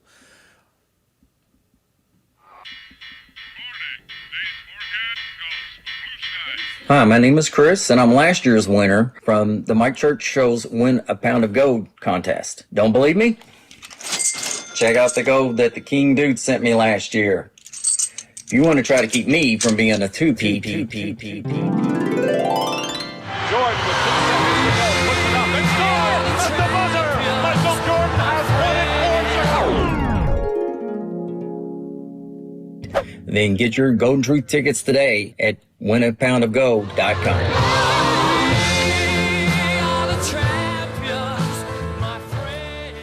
So there is Chris Payne. Get your tickets from winapoundofgold.com, and you also become an affiliate at that point. And then you can get your own custom link that is tracked and linked to your affiliate account. Every time someone of your friends buys a ticket, and no, this is not a multi-level marketing scam. It's just a way for you to participate in the contest in a greater way, and then you get to earn more Golden True tickets and more chances to win. So that's how the game works. So become an affiliate today by getting your ticket and getting 10 for Uncle Bobo and Aunt Ruthie at winapoundofgold.com. It's got to be that second yellow button or one of that. That's it. Now it's there again. All right. There was a crash yesterday on the B-52, and people are trying to figure out how this B-52 crashed. And there's a conspiracy. There was someone on board they were trying to kill. Or they loaded the cargo wrong and didn't strap it down. That's what happened last time this happened in 1994.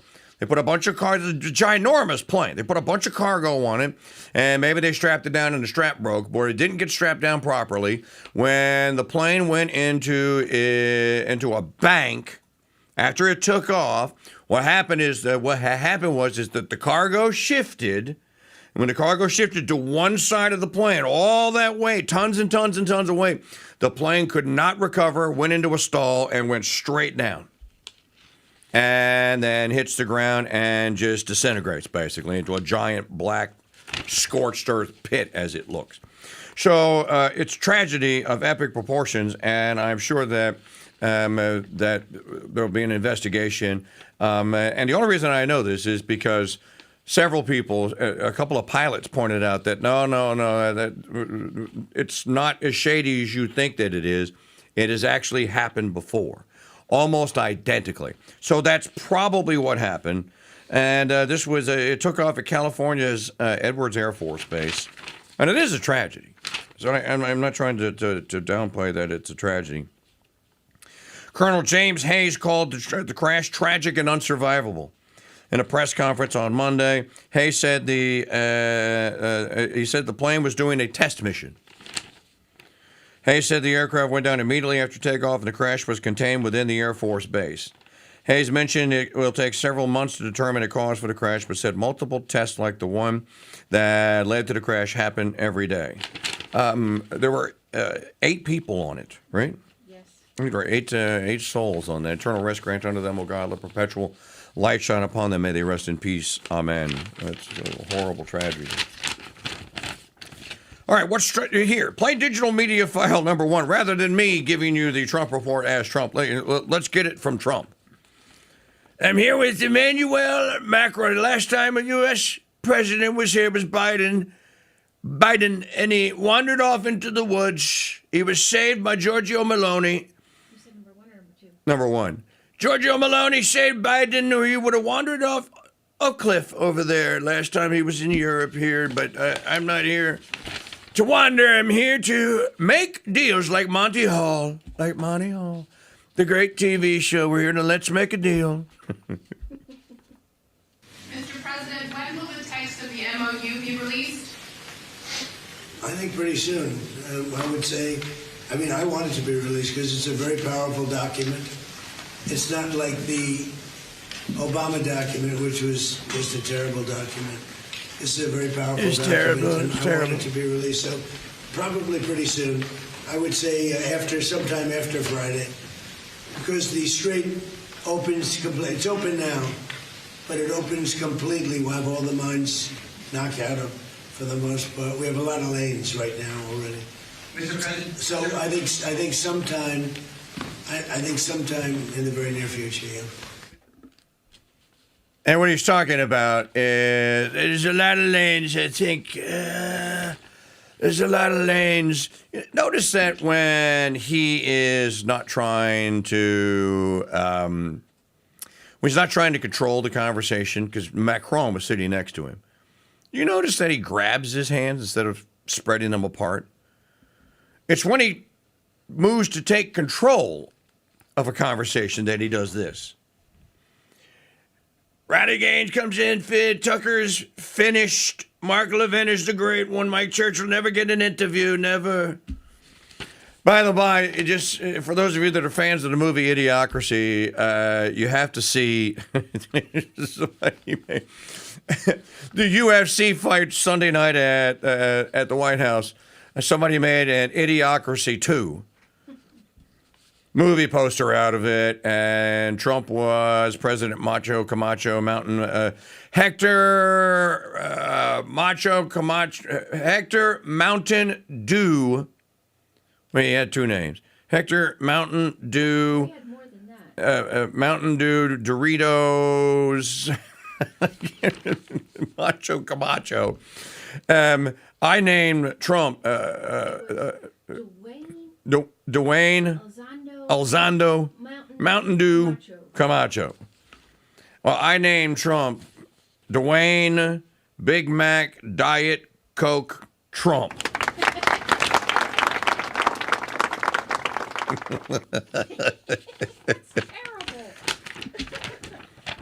Why? Because I like Diet Coke. It's got aspartame. RFK, what's in the aspartame? Speaking of RFK Jr., now I'm just going to babble on for a minute now.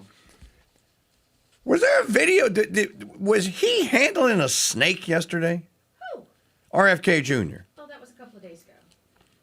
He had two black racers or whatever at his place, and his wife sent him out to go get them. That was a couple of days ago, or a couple of weeks ago, actually. And he just wrangled a black racer? Went out there and just grabbed them both and relocated them. You know, if you live in the Deep South, black racers, there's a very good chance if it's hot and you're on a road, or it can even be a dirt road, but if it's been baked in the sun and you're walking on it or riding your bike or whatever, there is a chance that you will come across a black racer. And they're skinny little guys. But here's the deal. They're totally harmless unless you cross one and then run away from it. If you ever cross a black racer, just stop. Let it go do its black racer business. It'll keep going in the same direction, and it won't look back. If you come across it, get scared, and then run the other direction, it's going to chase you, and it's going to bite you in the ARSE. And people are going like, that's not true. You're just me. I'm like, okay. I guarantee you there's somebody listening or watching right now that's going like, yep. Had it happen to me. What else do we have? Okay, we talked about this yesterday. The JPCOA deal with Obama. And then the Trump team said, oh, no, this is a totally different deal. You're right. It cost 30 times more. And you destroyed hundreds of billions of dollars more stuff. So there's another one that J.D. Vance was sent out. Now, you got now, J.D., be prepared. You're going to go out there and you have to sell this deal. And you have to make it so that it sounds better than the JCPOA. It has to sound better than Obama's deal. So, digital media file number 5. He has to go out and he tries his best.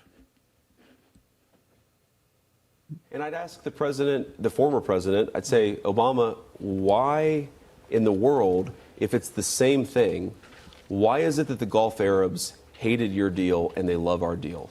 They are the ones who are in the region. They know what it means to enrich the worst terrorist regime in the world, and they also know what it means to turn over a new leaf and to go to a different future. So I think President Obama, he should acknowledge that the people who are closest to this, They love the Trump deal. They hate the Obama deal. And that's maybe the biggest endorsement of this plan. Or maybe it's because it's more money. They hated the Obama deal and they love the Trump deal. Do you know who hated the Obama deal? Neocons.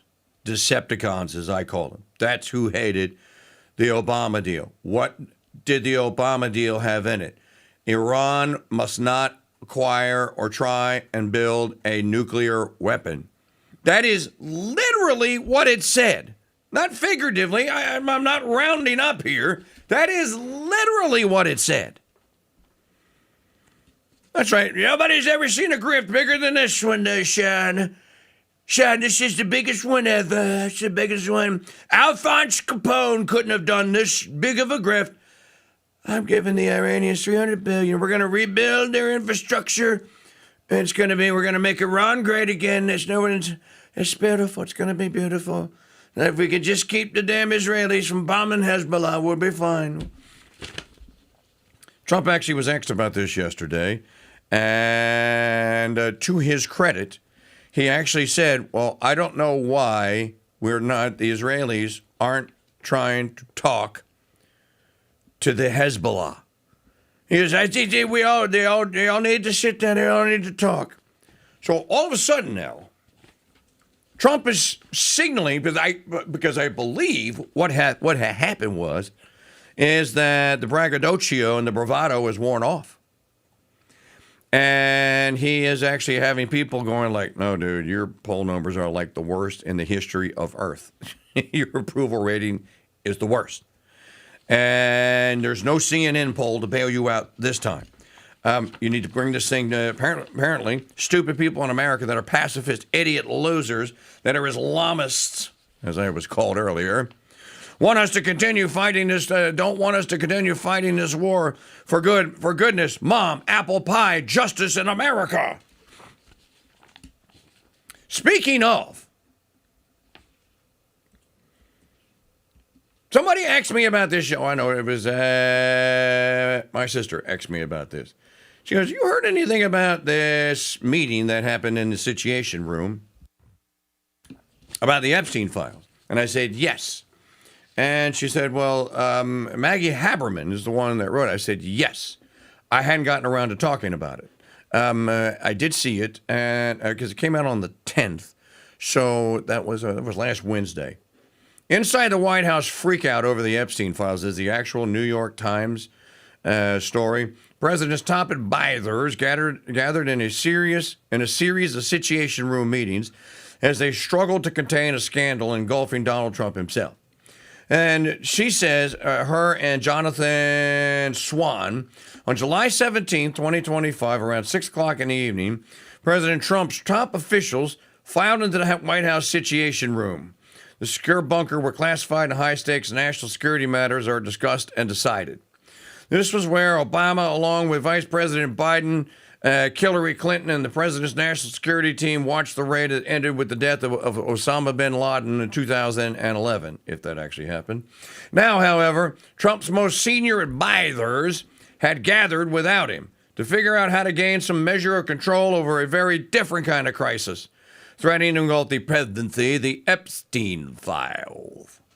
10 days earlier, the Injustice Department and the Catholic-hating FBI had jointly released a memo that bluntly stated that their review had found no client list of powerful men for whom the notorious pedophile Jeffrey Epstein had allegedly procured underage girls and young women, intended to put to rest years of speculation and end the pressure campaign. Do you believe that these two stooges, that Patel and Bongino, were actually in on this?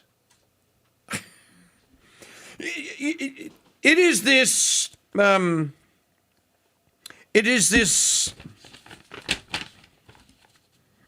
team of podcast and poor media influencers that are running Trump 2.0. You know, the further away we get from this, the more I tend to think that all the stuff that was said about Elon and why they got rid of Elon was just cover. and that Elon's not stupid. He apparently knows a little bit about running business, at least as much as Trump does. He's made more money than Trump has in business. Yeah, but he got subsidies. True. All true. True story. The SpaceX IPO has outperformed the wildest predictions by 35% so far. Tesla is shipping a record amount of cars. More than they are beating their expectations. So it appears as though Elon may actually have a handle on business. Did Elon see things that were going on inside Doge and inside the early Trump administration? Did he ring the bell? And did he tell the president, I think that this is, Mr. President, I think that this is wrong. I think that there may be people that are working against your agenda. And did Trump take his advice initially, and then did Elon get pushed out? I bet there will be books written about this, because you remember, the first thing that Elon says after he gets pushed out is Trump's in the Epstein files. And all of us go, well, you're just jealous, this sour grapes, he's not in there. He's in there because he's mentioned because he dropped the dime on Epstein. Apparently that's not the case. So they meet in the Situation Room, and they're there to discuss this. Intended to put to rest years of speculation, blah, blah, blah. The memo instead had the opposite effect, setting off a backlash that was notably loud among the MAGA base. And it was about to get worse. The Wall Street Journal was preparing a damaging article about Trump's relationship with Epstein. The president's desperate attempts to kill the story had failed. His team now had to get everyone on the same page about how to counter the growing swarm of attention. They needed a gesture of transparency to appease an increasingly angry base, but also a way to convey the message that the president was sympathetic to his supporters' concerns, which itself was a problem because he clearly wasn't. Vice President Vance took a seat at the head of the table in the JFK conference room. This is a huge problem, he told the group. Around him were Susie Wiles, David Warrington, Caroline Levitt, Taylor Budowich, Steve Chung, Todd Blanche, Stanley Woodward, James Blair, Pam Bondi, and Kash Patel, joined on speakerphone. The vice president appeared panicked to others in the room about the way the subject of Epstein was already dividing the MAGA coalition. Now, let's just stop right here. We can talk to Dr. Deep State about some of this next segment. Why was the base divided? Why? Because there was a smoking gun. World more and more infiltrated with fake news, AI-generated slop. Isn't it great knowing that Crusade Channel News is still researched, written, and performed by actual humans? Hey, what are you doing in here? Oh no! Get your hands off of me! You chipped my chip. Boys, break it up! Jeez. Catch Crusade Channel News weekday mornings on Crusade Channel. Live talk and podcast radio the way it should be. No AI was harmed in the making of this radio content, but we hope to next time. Hi, folks, it's Mike Church, founder of Founding Father Films, asking you to learn the true stories of America's founding by purchasing my movie, The Road to Independence, the movie. The Road to Independence tells the exciting story of the Founding Fathers' struggle to declare independence. John Adams and Thomas Paine were not exactly the best of friends, but as our timeline has shown us, when it came to the question of declaring independence, the two were soulmates. Now, let's travel to another colony where lifelong friends will work secretly to establish the legislative body that will declare our independence. This animated movie comes complete with collector's booklets, DTS surround sound, and are packed with hours of bonus features. Learn the true stories of America's founding and order Mike Church's The Road to Independence on DVD and CD. Available now at mikechurch.com/DVD and by calling 844-527-8723.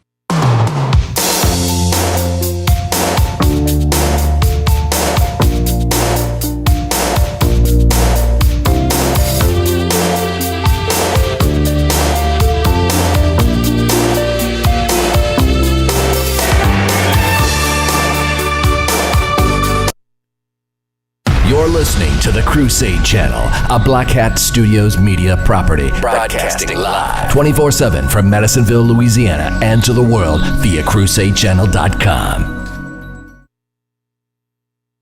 We don't know if there's gold in the hills of Dahlonega, Georgia, but we do know there's a pound of gold in the Mike Church Vault, and all you have to do to win it is listen for the golden sound of the day. Weekday mornings at 6 a.m. on The Mike Church Show at MikeChurchShow.com and on YouTube at Real King Dude. Mike Church Show News. News you can trust. Because let's face it, the truth just sounds different, like a symphony of facts. And now, here's Janet Huxley. Hello, Red, White, and Dude Nation. Welcome to Tuesday, June the 16th, 2026. I'm Janet Huxley at the Mike Church Show News Desk, live from the ranch in Kansas City. This report is brought to you by the Golden Truth Ticket Sweepstakes. Get your Gold Fruit tickets today at winapoundofgold.com. Here's what to listen for this hour. Oil prices are beginning to drop following the agreement between U.S. and Iran to end the war. Iran's state-run media spins it another way, though. 8 believed dead after B-52 crashes shortly after takeoff from Edwards Air Force Base. Germany vows to become a more powerful military force, and left-wing distraction of Trump's UFC event fails as bitter celebrities are mocked online. President Donald Trump said yesterday Iran has agreed never to develop or possess a nuclear weapon. The president also dismissed reports that the United States would pay Iran, calling the false claim and blaming Democrats for spreading the story.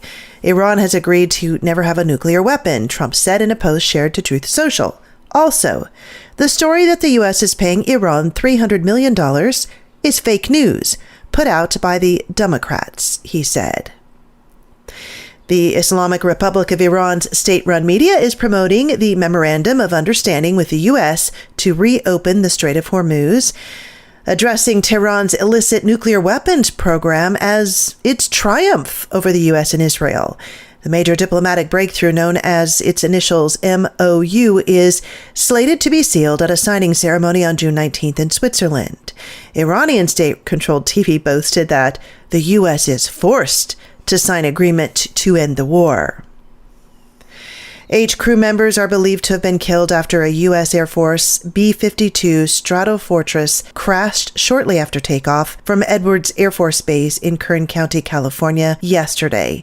The bomber was carrying 8 people on a routine test mission when it went down on the Edwards Airfield about 11:20 in the morning Pacific Daylight Time, according to the base.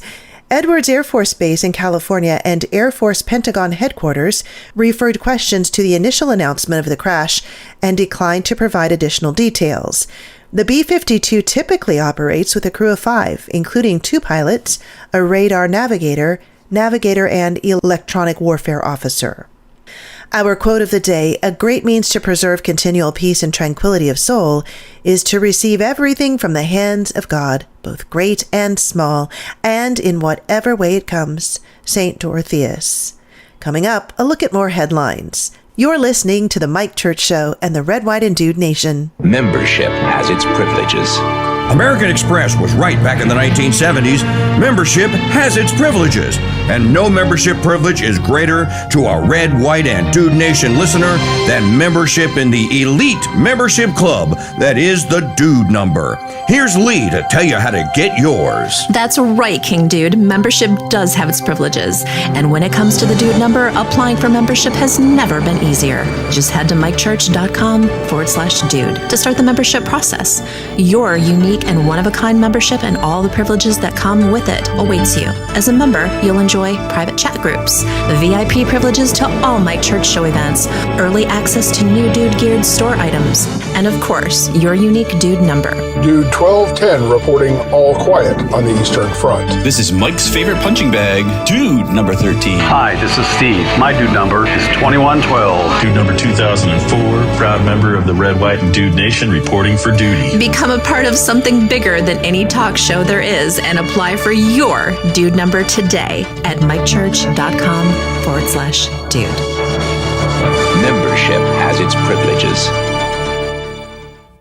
You can learn all about today's saint in the Saint of the Day podcast, From the Slaves to the Immaculate Heart Sisters, by listening or downloading at CrusadeChannel.com /saint. Now look at more headlines. Germany is pledging to become a more powerful military force inside NATO. With Berlin's ambassador to Washington telling Fox News the country is ready to assume greater responsibility for European security after decades in which the United States carried much of the alliance's military burden. Germany is stepping up. We heard the call. German ambassador to the United States, Jens Hanfield, told Fox News in an exclusive interview. The political left's attempt to counter-program President Donald Trump's UFC event on the White House lawn Sunday night ended in widespread online mockeries of celebrities and media personalities who publicly complained and have been complaining about President Donald Trump for a decade. The event, called Rise Up, Sing Out, a concert for the First Amendment, was hosted by far-left activist and actress Jane Fonda. Bette Midler, 80 years old now, took center stage to perform her own rendition of Woody Guthrie's All You Fascists Bound to Lose. Backed by 4 other singers, she changed some of the lyrics to the song to make it anti-ICE themed, of course. The response is, "Shoo, I just saw a bunch of literal fascists getting ready to take down the country, but luckily, Bette Midler and her super powerful squad stopped them at the gate. LOL." One popular ex-user said. Another post criticized Midler as another one of the dusty relics who peaked decades ago, who performed at the anti-Trump show. These people aren't just out of touch, they're clinically insane, the post said. Read all about the pushback on Fox. I'm Janet Huxley for The Mike Church Show and the Red, White, and Dude Nation, because ethics in broadcasting matters. I think I'll go to sleep and dream about piles of gold getting bigger and bigger and bigger. Here's a piles and piles of gold fun fact. In 1971, if D.B. Cooper had jumped out of an airplane with $200,000 worth of gold instead of U.S. currency, he would have $25.4 million in gold bullion today. Now, we don't know where D.B. Cooper's money is, but we do know that Mike Church has 1 troy pound of gold in his safe and that he's going to give it away on July 2nd. And you don't have to jump out of an airplane to win it. Win Mike Church's Pound of Gold. Tickets on sale now exclusively at winapoundofgold.com. DB Cooper and Cocaine Bear parachutes sold separately.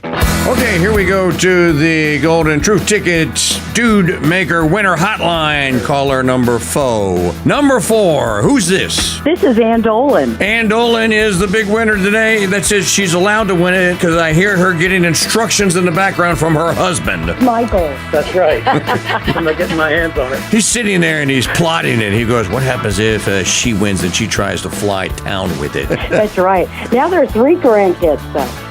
So, Ann Dolan, what would you do with the $52,000? Well, we are building our house finally.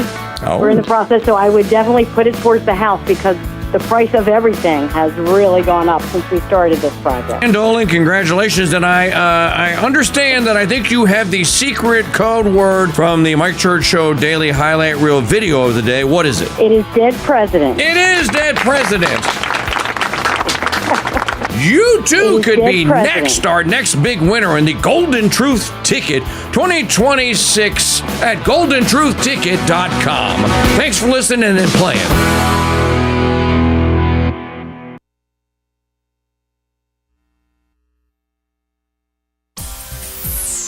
Hey, Mrs. McGillicuddy, don't be a satellite radio snob and pass by the Mike Church Show. Come on in and browse. May I help you? Oh, no thanks, just browsing. How long do you intend to browse? Well, that lady there, you didn't ask her how long she intends to browse. How come you're asking us how long we intend to browse? You don't look like browsers. Now that that's over, How about a Fresca? the Mike Church Show, entertaining browsers and fans since 1992 on the Veritas Radio Networks. Crusade.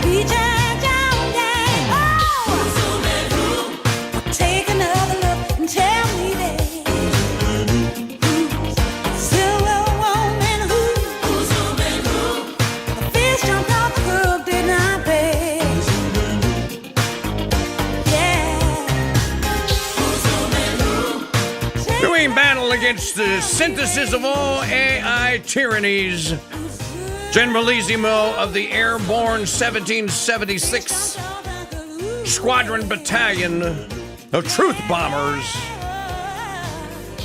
On land, sea, and on air, the Mike Church Show is on here on a Tuesday. This portion of the program brought to you by the Dude Gear Store.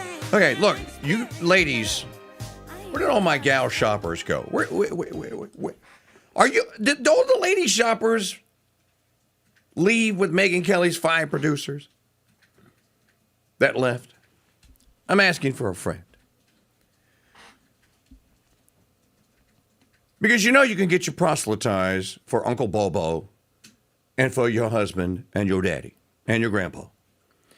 You know that you can get, if you get 2 bags of coffee for Father's Day, and if you do it today, you go right now to shop.mikechurch.com. Maggie will get you boxed up, and I will bring it to the post office. And it'll be on its way, and it will more than likely get to you on either Thursday or Friday. Problem solved. You didn't have to give your money to the Walton family. Why would you do that anyway? So, too many other great gifts to tell you about. Start with proselytize. I have one of mine on here today. 16 different varieties. Although I think we sold out of the St. Michael because Maggie came and snagged my sample yesterday and threw it in somebody's box. So, but don't worry, there's 15 other varieties there. Shop.mikechurch.com. Spend $70. I'll pay for the shipping too. What a great deal that is. So, shop.mikechurch.com. Go shop right now. There's a Father's Day section right at the top of the homepage. You can't miss it. Shop.mikechurch.com. Let us go to the StreamYard Maker Hotline here and say hello to... Now, let me make sure I got all of my ducks in a row here because I do. Dr. Deep State. Now, do I call you Dr. Deep State, Dr. Haugen, or do I call you Dr. Hogan, or is it Haugen? You got it with the Haugen, and Dr. Deep State, or it is totally fine. Well, I was reading your bio, and I'm going like, well, how does one become Dr. Deep State? It's like a Marvel Cinematic Universe mystery here, right? Because every great character has a great origin story. So what's the origin story? I heard you tell Steve Cunningham a small version of it. So just, you know, the kind of what the genesis was behind. I'll tell you what I'm up to, yeah. I started it 9 years ago. I am a doctor, PhD of political science. And so I like that deep state stuff in political science. There's actually literature on it. And another thing I'm interested in, the rise and fall of empire. And that's where kind of scripture and the secular world come together. And I had a number of gigs around major universities in the States. And I'd finished up one down at the Mississippi State. And I had all this material, and a lot of job hunts weren't interested. And that was just the time that this term, the deep state, I think it was Trump at the time, threw that term out, fake news and the deep state. And I thought, I think people are ready for like a scholarly treatment of this. And my ultimate, kind of pull people in. I started this as a course on what is actually the deep state outside of the cartoon version that's usually given to us. And it was kind of a joke for several years. People didn't really, in mainstream media or beyond, really start taking it as it's a real thing until just a few years ago. But where I was going with it is that the deep state is ultimately spiritual. And there's a spiritual battle that when one probes the depths of the deep state, we're talking about a spiritual battle that I call a cosmic conspiracy against God and man and Christ and his church. So I still have it because I think that insight into the current dynamics of politics in the world give us insights, in some cases even into the deep church and what's going on and what is our part in all of this grand, what I call cosmic conspiracy against God and man and Christ and his church. I'll just call you Doc. How about that? You know what, Doc? That can fly. That can fly. I just say my name correctly, it's Haugen. Dr. Haugen. I was just talking about this yesterday, and this is something that runs a constant. I've been at this for 35 years professionally, and I've been at it since my reversion to the faith for 14 years. And one constant runs through the affairs, as Jefferson would say, in the course of human events, especially in American human events.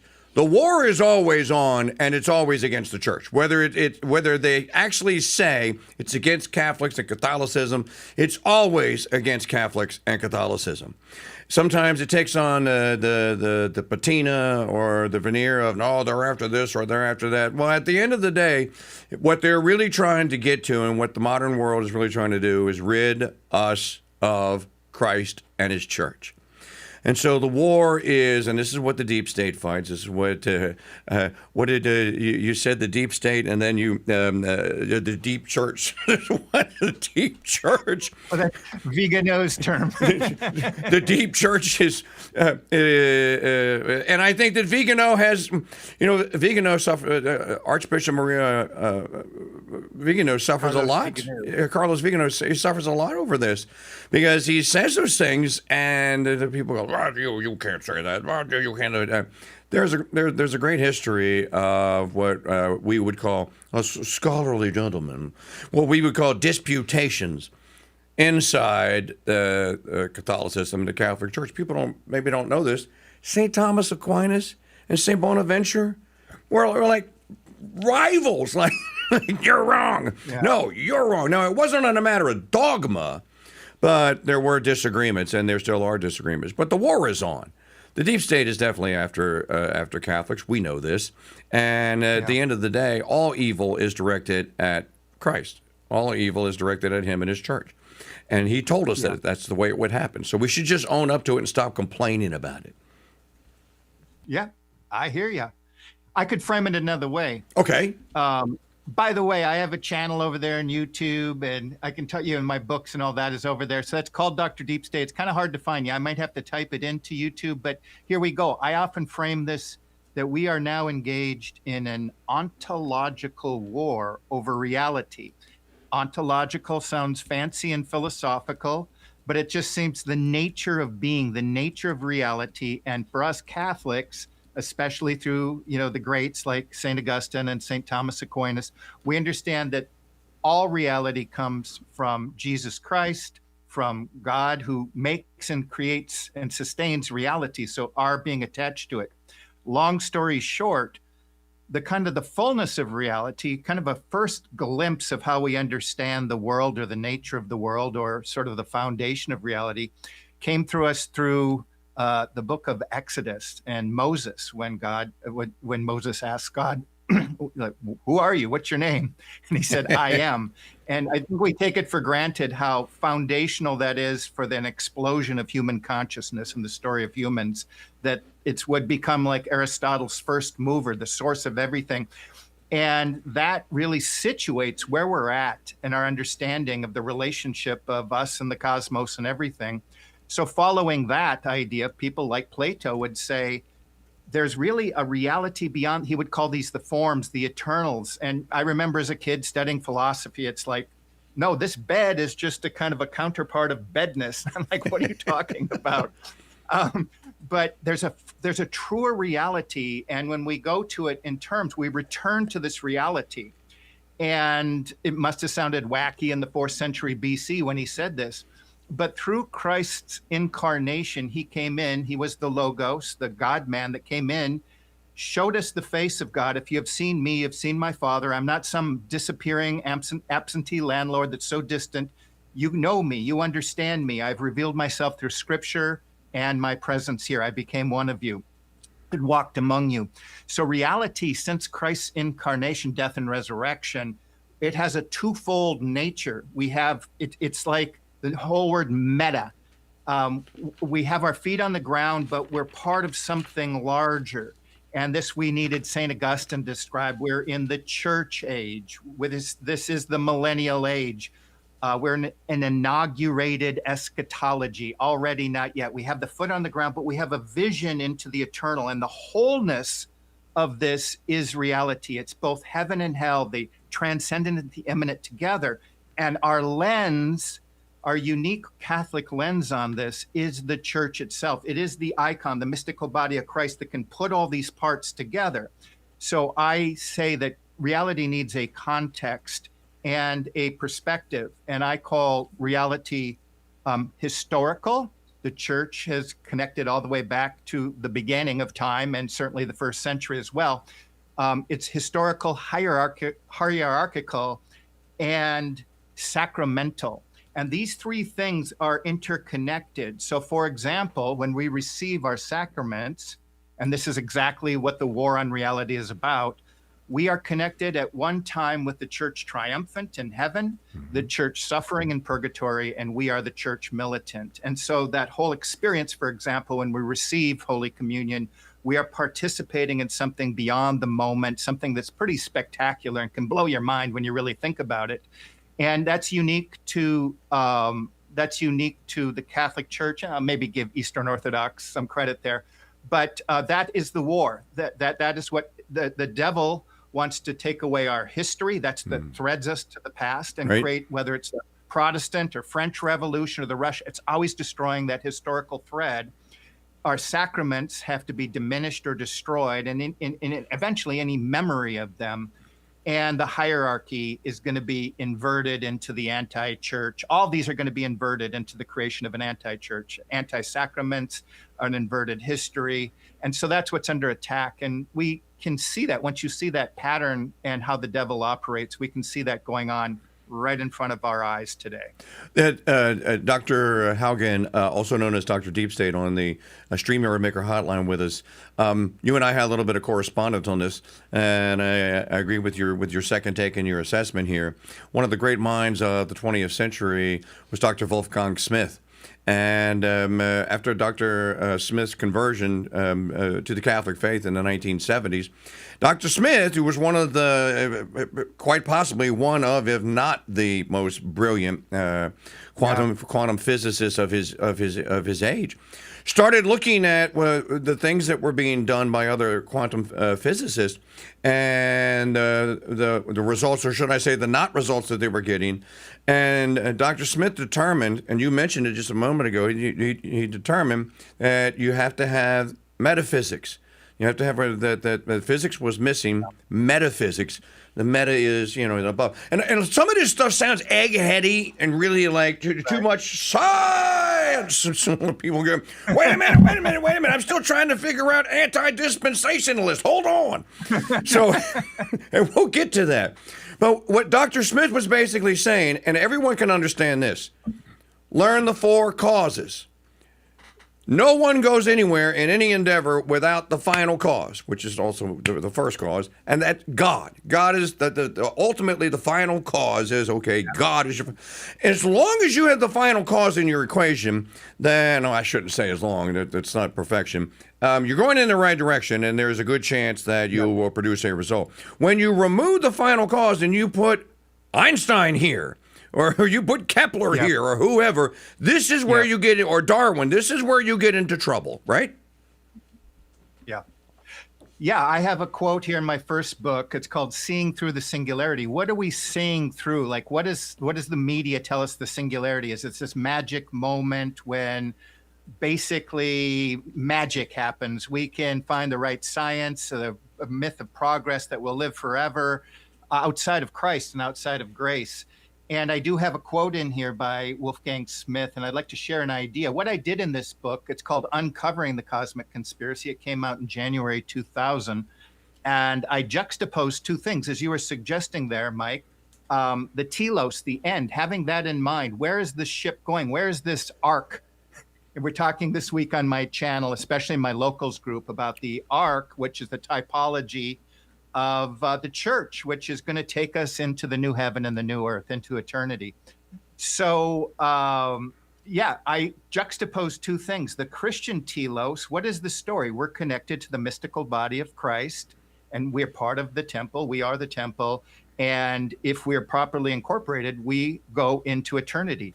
And this is a path created all the way from the garden, the tree of life that would become the seed of the woman. And we follow in that great chain of being, or I call it the blockchain of being. That's reality. God is being, he's all being, and we participate in God and reality through participating in his being. The opposite is called a fancy word here. It's called apophatic. We live in St. Thomas would call it in a cataphatic. We're connected to being through connection to God through the church. The opposite view would be apophatic, and that's this belief there is no God, and this is the knowledge of the tree of good and evil that will become the seed of the serpent, this, as St. Augustine would say, the city of man. And I juxtapose these two things. What's juxtaposed when you think of this story, this in scripture, and juxtapose it in secular history, the story of empires from the Babylonian Empire to the Assyrian Empire to the Greek Empire to the Anglo-American Empire. What's the story here? And I juxtaposed it with Kabbalah, this mystical Judaism, because in this belief system, and I call it the blockchain of becoming, it follows the path of the knowledge of good and evil, the mystery school operating covertly. And that message is simple: to invert the reality of being and turn it into becoming. Now, that sounds difficult to get your head around, but let me give you an example from Wolfgang Smith here at the beginning. I'm going to show you, and what this reveals is that the Bible is real. It's fundamental. The scripture is a revelation from God above, and it could be nothing else. One simple example is when we go through the biblical narrative of creation. Okay. And this is the ultimate reality. You've got to get Genesis right. Give Hugh Owens and those folks credit for that. They got that right. So in the Bible, earth before sun, oceans, number 2, ocean before land, number 3, light before sun, number 4, land before plants, number 5, fruit trees before fish, number 6, fish before insects, number 7, plants before sun, number 8, birds before reptiles, number 9, atmosphere before water, number 10, God created man. So I don't know if I want to walk through this, but the opposite view that's creating the anti-church and the metaverse, where we're all going to be connected into the singularity, the Tower of Babel that they are constructing right now, and it's all the tech bros. They're all connected. They're all on the same. All the tech bros.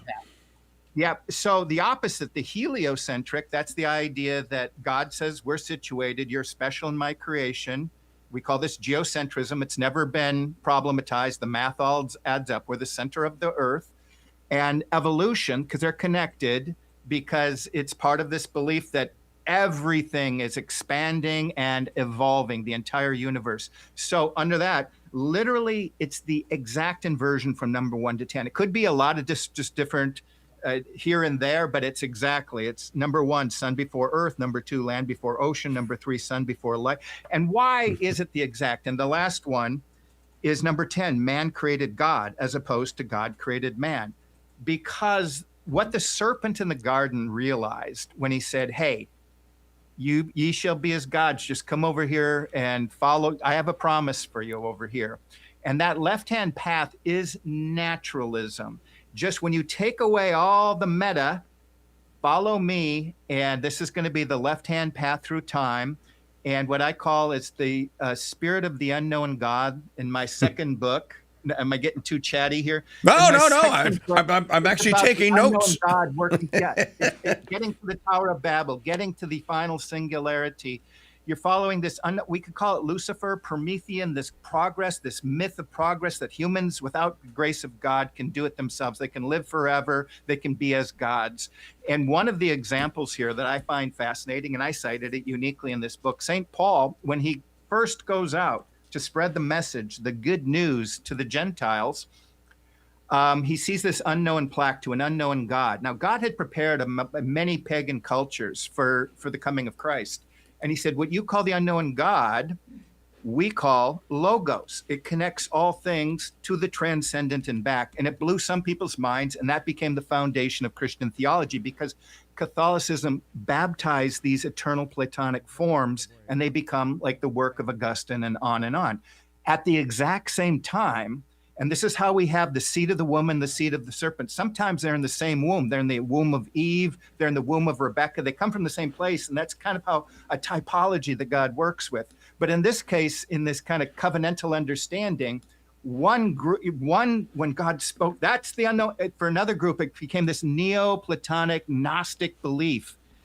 And it's essentially what's going on is, hello, the unknown God is Christ. And at that moment, we get it. There's Christ. We get it as a form, and the Antichrist. We can just pervert through Gnostic insight, and sometimes we'll get it kind of right, and just pick away at it century until we can call it Christianity. But Gnosticism, this unknown God, is a shapeshifter, and it takes many guises throughout history, and it creates many forms of the empire of man. The final one here is technocracy, and it's this final promise of the serpent that I'm going to make a new world around, this AI vision that through this new, we've got $6 million man, we have the technology. It's finally we arrived. can rebuild him.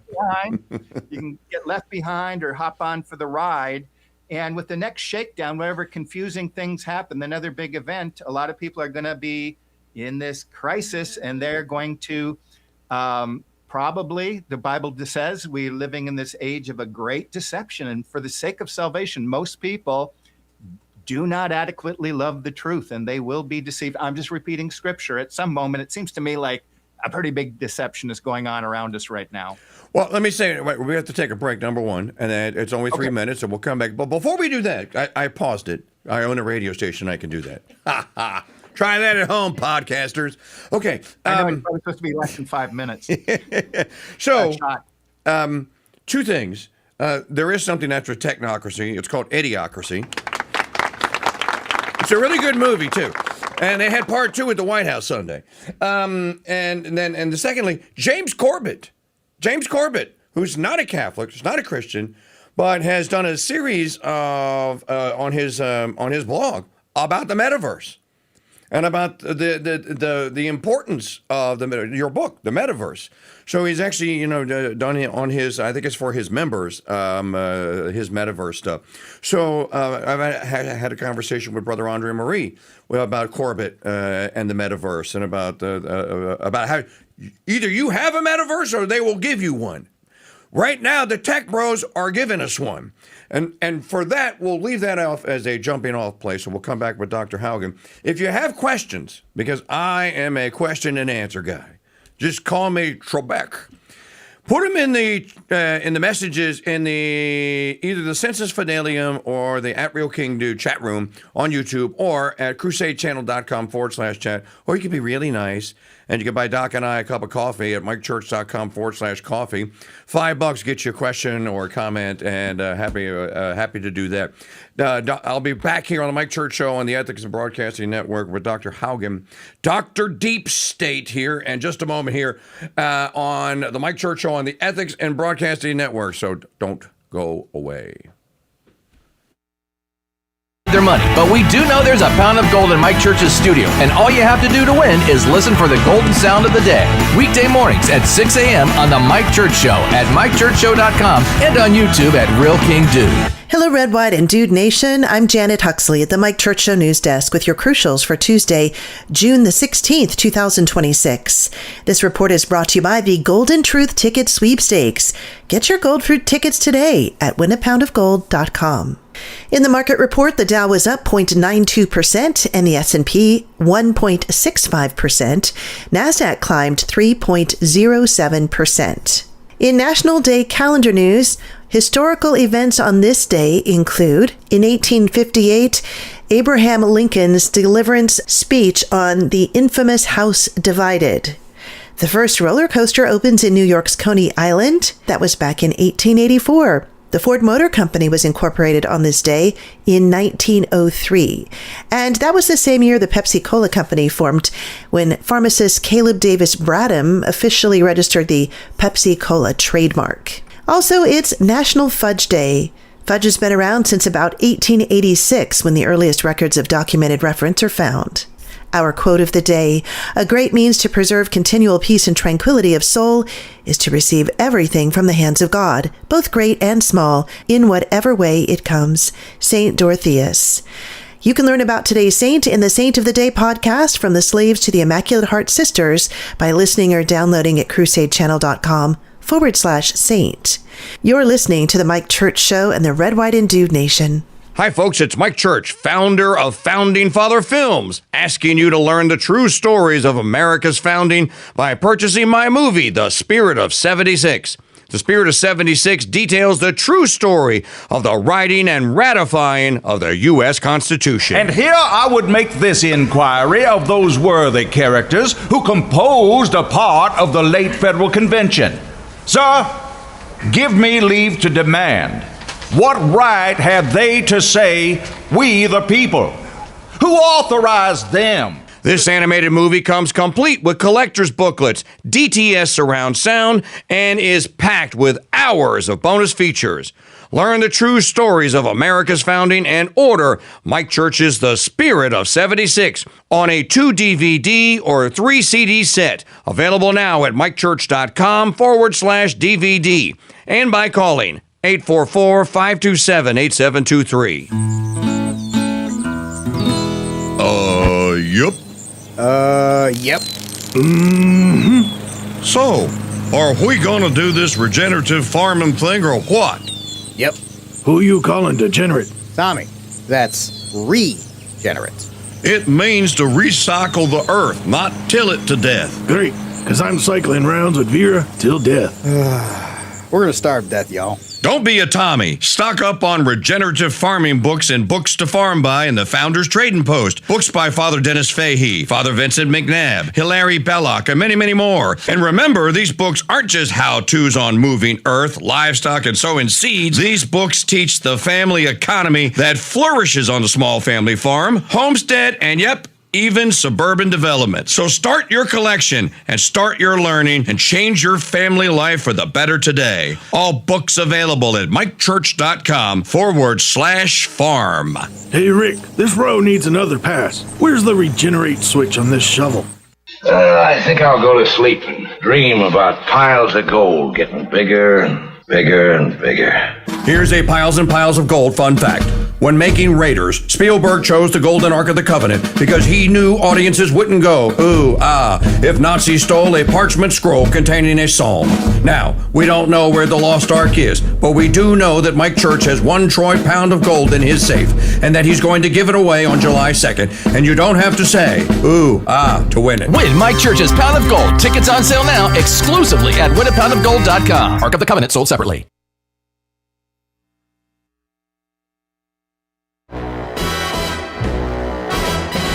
Who needs a 007 license to kill? That gun looks more fitting for a woman. You know much about guns, Mr. Bond? When you've got a license to kill. Heresy. No, I know a little about women. The truth is bonded on The Mike Church Show.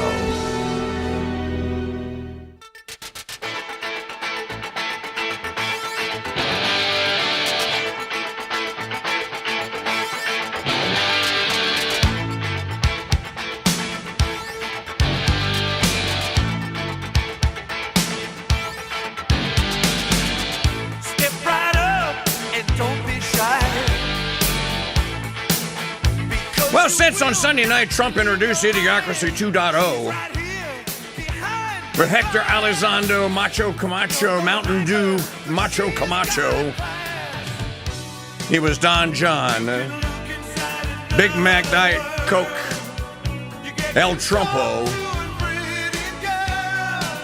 Why can't I take my wrestling names? Stone Cold Dude Austin, the Duty Llama, Rufus R. Freight Train Dude. Those of you that grew up in the Mid-Atlantic region, you know all these names. Wahoo McDoodle. How did an Indian guy whose name was Wahoo get an Irish last name? I always wondered that about Wahoo McDaniel. Was such an awesome wrestler. This portion of the program are brought to you by the Golden Truth Ticket Contest and raffle. So we're going to raffle off a pound of gold, a troy pound of gold on July the 2nd. And I'm going to pull a ticket out of that hopper, and one of you is going, and then I'm going to trace it back to your ticket number, and one of you is going to go, yes, it's going to be yours, and I'm going to send you 12 American Eagle gold coins, just like I sent Chris Payne of Kentucky, 12 American Eagle.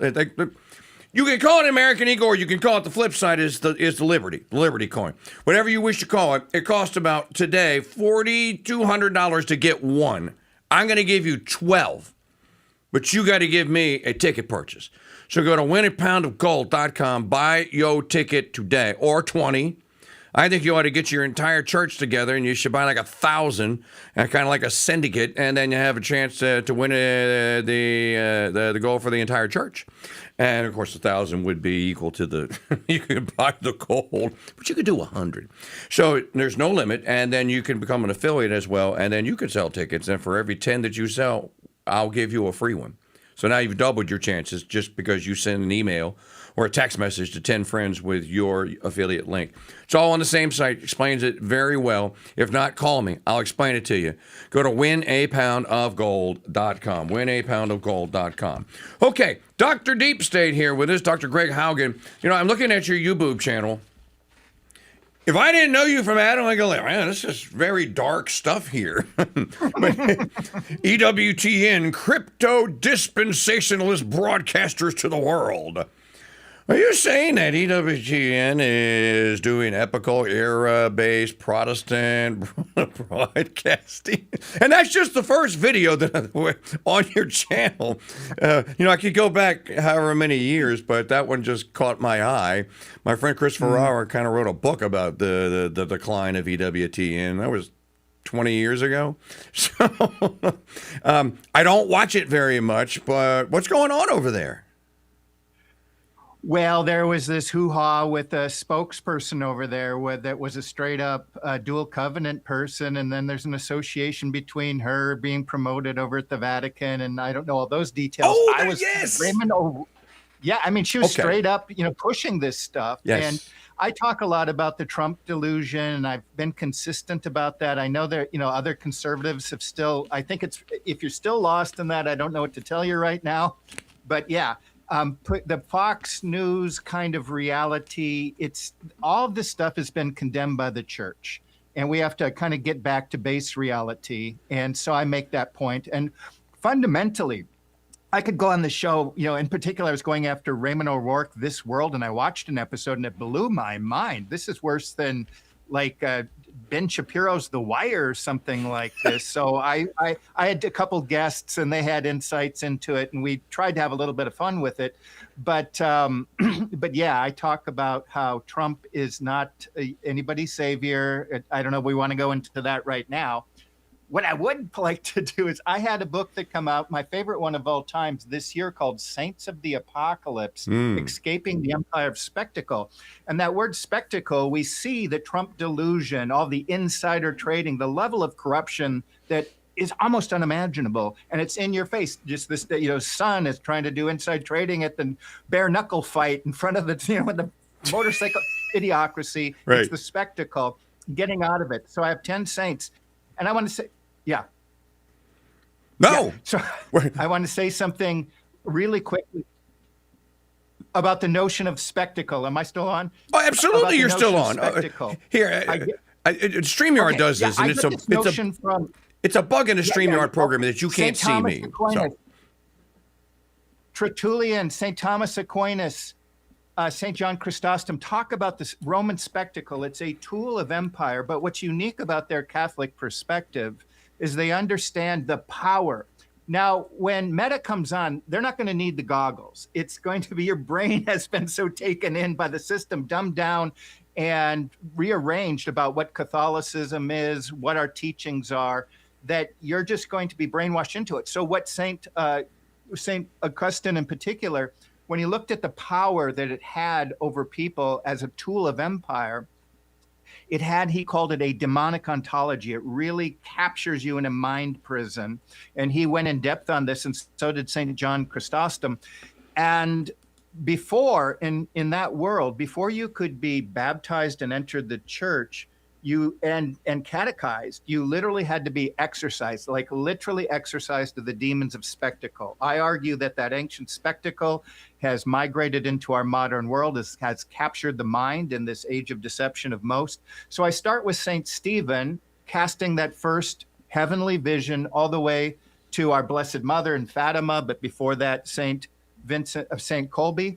And all these people are speaking in their time, to our condition and why we can't call out the atrocities in this world and connect the dots, and why we're very selective as Catholics. Many of us have been corralled in when we say we support life.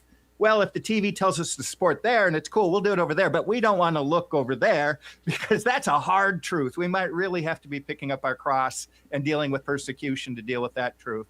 And so that's part of the quest of reality. The saints tell us is that the blood of the martyrs is something, the twin spirit, when St. Stephen is being stoned and the vision comes before him and he called out the enemies of the church as the church is brand new.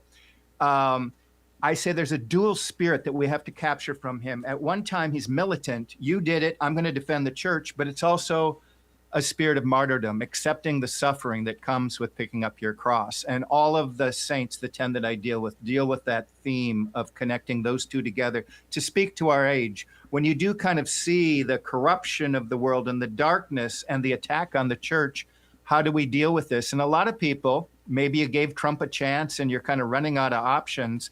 And you have this feeling like, okay, now what do I do? It seems like, I saw what happened with Thomas Massey. It's obviously, it's hard to deny this anymore. Voting, we see the data centers coming in cities. People rush to the city halls and they build them anyway. And you're saying, well, if we can't vote our way out of this, what are our options? That's what the saints are telling us. They were here. They're with us. We commune with them. We believe that as Catholics. They want to offer us the assistance. Some of the answers are pretty simple, that you grow in holiness, but you have to hear that and connect it to our time in order to really feel motivated. And I have a locals community. We do shows 3 times a week, and we build each other's faith up, looking at these hard truths in the world, looking at the enemies of the church, but always walking together through charity with one another and building our faith. So that's an exciting thing that I do. And again, links are in the description if you go over to my Dr. Deep State YouTube channel. Now, when you say local, are you on a local radio station or just a local group? It's a community of locals, so it's called Locals, and it does cost $5 a month. And we go in there, and I do 3 shows a week, and people are able to post and they have a constant thread, so we're all in conversation with each other. And it's a wonderful community, and I'm so thankful for our community. A couple of things, Dr. Haugen, as I listen to you speak. Number one, confirmation and patron saint, St. Augustine. Long story. I'll call you someday, and I will tell you how that happened. And it was not. it was divine intervention for sure, or providential, that Augustine was actually chosen for me. I was actually you're going to take Augustine as your confirmation. So I'm like, okay. That's one thing. So very connected to St. Augustine. A daily prayer of mine, and I have a St. Augustine medallion. I don't wear it with the long tie. I wear it with the bow tie.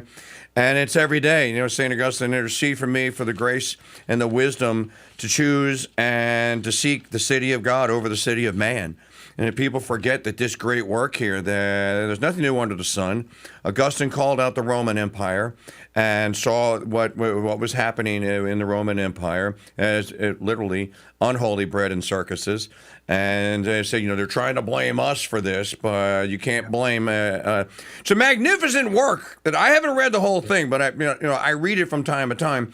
And thirdly, to your comment, the French author Jacques Vallée was writing in the 1960s and 70s about UAPs and UFOs.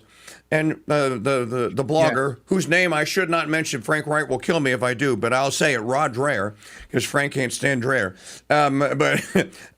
Dreher, I read Dreher because Dreher's a great source. The guy must just live with an encyclopedia. He's a great source finding people like you. I'm surprised I haven't found him through you. But he quoted Vallée 2 days ago, and I'm listening to Dr. Haugen going like, well, this is exactly what Vallée said. The sense of failure, this is from a book he wrote called Messengers of Deception. And this is almost verbatim what you just said. The sense of failure, the progressive loss of hope in the world, in sober calculation, and an organized human effort through the Greek back upon his own soul. upon the pursuit of personal holiness, upon emotions, mysteries, and revelations, upon the comparative neglect of this transitory and imperfect world for the sake of some dream world far off. A dream world far off. Trump, MAGA. That is exactly what the UFO contactees are offering us when they invite us to step into a pleasant mirage to reprogram our consciousness. It's a scam. It's a psyop. He wants you to believe it, so I'm going to sell you this fake reality so that you won't be bothering with that real Catholic EE and stuff reality, right? Yeah. Yep. Yeah, absolutely. Absolutely. I mean, I could talk about the demonic, but you can go into this and into this and into this. Short end is if it's not a government psyop or something manufactured by the military-industrial complex, it's a demon. End of story. You don't have to go that much further. It's part of a deception. Don't buy the lie. The more you buy these controlled narratives, the more susceptible you'll be. And most people have been trained not to be that person that pulls and starts asking questions, but it's really important to our faith. Most people are going to be deceived, and we're into that stage of we're living in the age of deception. This is the ultimate last card in the great deception. Just, don't fall for it. It's a demon. It's part of getting you on some frivolous journey and then ultimately into hell. One of the things we do on my locals channel is to really get tuned in to how to spot these narratives and so forth, is use the mind of the church. So we have a show each Friday called Memory Hole Friday, and we take great Catholic teachings, especially from 1850 to 1950, because all of this stuff is so fresh, more so than even as much as the saints, that they knew the conspiracy, but it's been memory hold, including by the church. So for an example, right now, we're reading from Monsignor Henry Delace. It's a thick, beautiful book, goes over the same thing. The attack begins with the enlightenment, which is a false term. It turns everything upside down, turning around the church age into it's a process. The unveiling that we're living through, the apocalypse, is a long going unveiling into the Protestant Revolution, the French Revolution. And finally, there is a conspiracy by the older brother, and they dare to say it. And that's why, because there's an enmity. That's what the church has always understood. When you understand that there is an enmity between the seed of the serpent and the seed of the woman, between the city of man and the city of God, between Christ and the Pharisees, then this kind of skewing from Vatican II, this blurring, what we call Nostra Aetate, this blurring, we want to go back to the base, the vision that was established by St. Stephen. So the clearness of that beatific vision, we want to return to that fullness of that reality. And so we've been entangled by the snares of this world, and much of this in our modern world comes from modern media. It has a goal. It has operators. The spectacle has managers. We want to believe everything's just one accident, like markets crash magically, wars start magically. And dare we say that there's a group of people that want to destroy the church in order to build an anti-church, destroy Christian civilization in order to bring on the Antichrist. And of course, Scripture talks about that, and we can see it clearly once we open our eyes. We want to see how they operate so that we are not deceived. Another great book, if you want to get edgy and stuff like that. I love getting edgy. The people at Vatican II, they were warned. They were warned. The plot against church, beautiful church. We go through sources like that, and a lot of people, if it's new to them, they can't talk about this with their husbands or their neighbors, at the people at church. They come into our community, and they find that, like, lifting those blinders, it's a little scary at first, but it's like clears the air, and then you have people to talk to and share your faith with. And we learn to do it in charity for the other, because ultimately none of this waking up means anything if we lose our charity and in the passion. So we don't want to have the mind of the enemy. We want to have the mind of Christ, and we want to be around people that can explore this reality, the deepest reality, in a true historical Catholic sense. And unfortunately, the church itself has scrunched one of the great. You read these books. This one's published in 1910, and I have three dudes I do the show with on Fridays. Okay. And all we say is like, oh my goodness, this will tell you more about what's going on today than any podcaster could. Are these on the YouTube channel, Dr. Haugen? I only put this on my locals. I come up and do one YouTube a week, and I kind of do a recap of what I'm doing on locals because I don't need the toxicity and all of that. I like to kind of get people and keep in tune, but I just want to be able to speak my mind and be around a community of people where we're just going to lay it down as it is, as Catholics. So do you think that you will, as a service to your listeners and viewers, do you think that you will go see the Spielberg film so you can review it and warn people about it? Because I'm wrestling with this. Do I want to go see it and review it and tell people, no, don't? I know this sounds bad. I haven't seen a film in like 14 years, unless I was watching a little something with my daughter or something. It's not some virtue. I just get really bored with the propaganda for the most part. Although I have seen a couple classic Catholic ones, I will say that, and done some reviews. I've already seen the reviews. I kind of have an idea that it's really, again, another attack on reality. It's attack on the Catholic Church. It's going to like throw your faith off. It's typical Hollywood. It's just more in your face right now. This is what we've always done, tried to seduce you into our fantasy world and then break the legs of your Western tradition in the meantime. But ultimately, it's so obvious that I would think it wouldn't backfire. I mean, I don't know who buys this stuff. Well, just reading Dreyer's review, which is very detailed, one of the things that Spielberg says that these aliens do in the film is they kidnap children in the dead of the night. Why is it always children? They're always after the children. They kidnap children in the middle of the night, and they do painful things to them so that they remember them. Now you think about this. Well, why would a being that wants to be empathetic with you or sympathize with you or wants a ongoing peaceful relationship be stealing the youngest of you, the most innocent, impressionable, and then doing horrible things to them? So this, and Dreyer says that this is the worst Gnostic film he's ever seen. Yeah, that there's just Gnosticism is all over it. So my sage or not sage advice is, if you can avoid Gnosticism, avoid it. You know, the exorcists tell you, don't put yourself in a situation where a bogey can get on you. And don't go in there going like, no, I'm holy. I bless myself with holy water. Dude, you can think that all you want. You'd better to be safe than proverbial sorry, right? So I almost to tell people, look, you're just going to have to take it from the people that have seen it and have reviewed it, and probably stay away.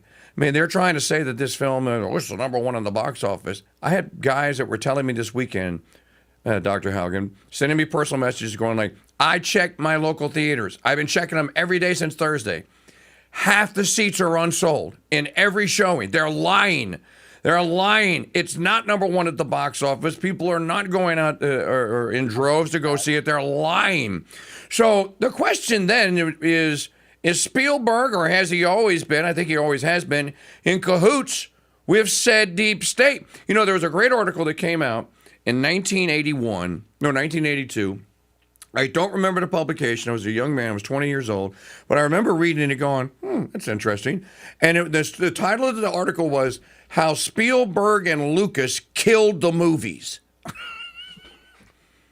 How Spielberg and Lucas killed the movies.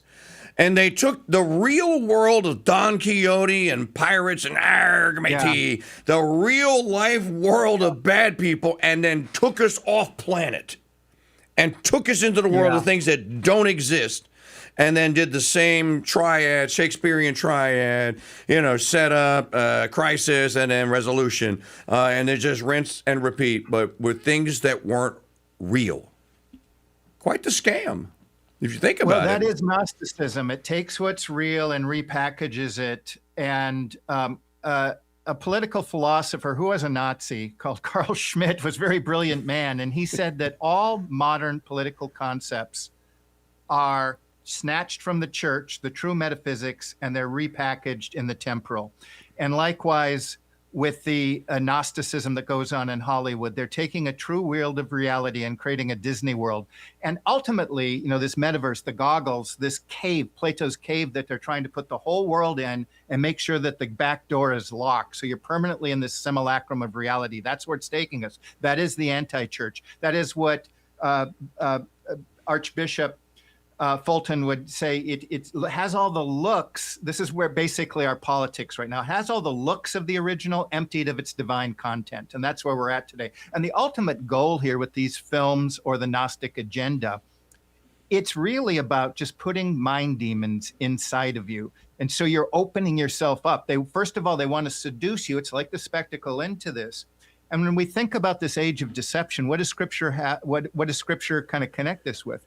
I have put a restrainer between you and this ethereal dimension, because there's going to be a time that restrainer is going to break down. And the goal is to really, through science and AI and your belief system, break down that. And we could call the restrainer the Pope or Archangel Michael or the faith, but it's being broken down. They want this other dimension into ours. It's really, people talk about a merger between man and machine, bio-digital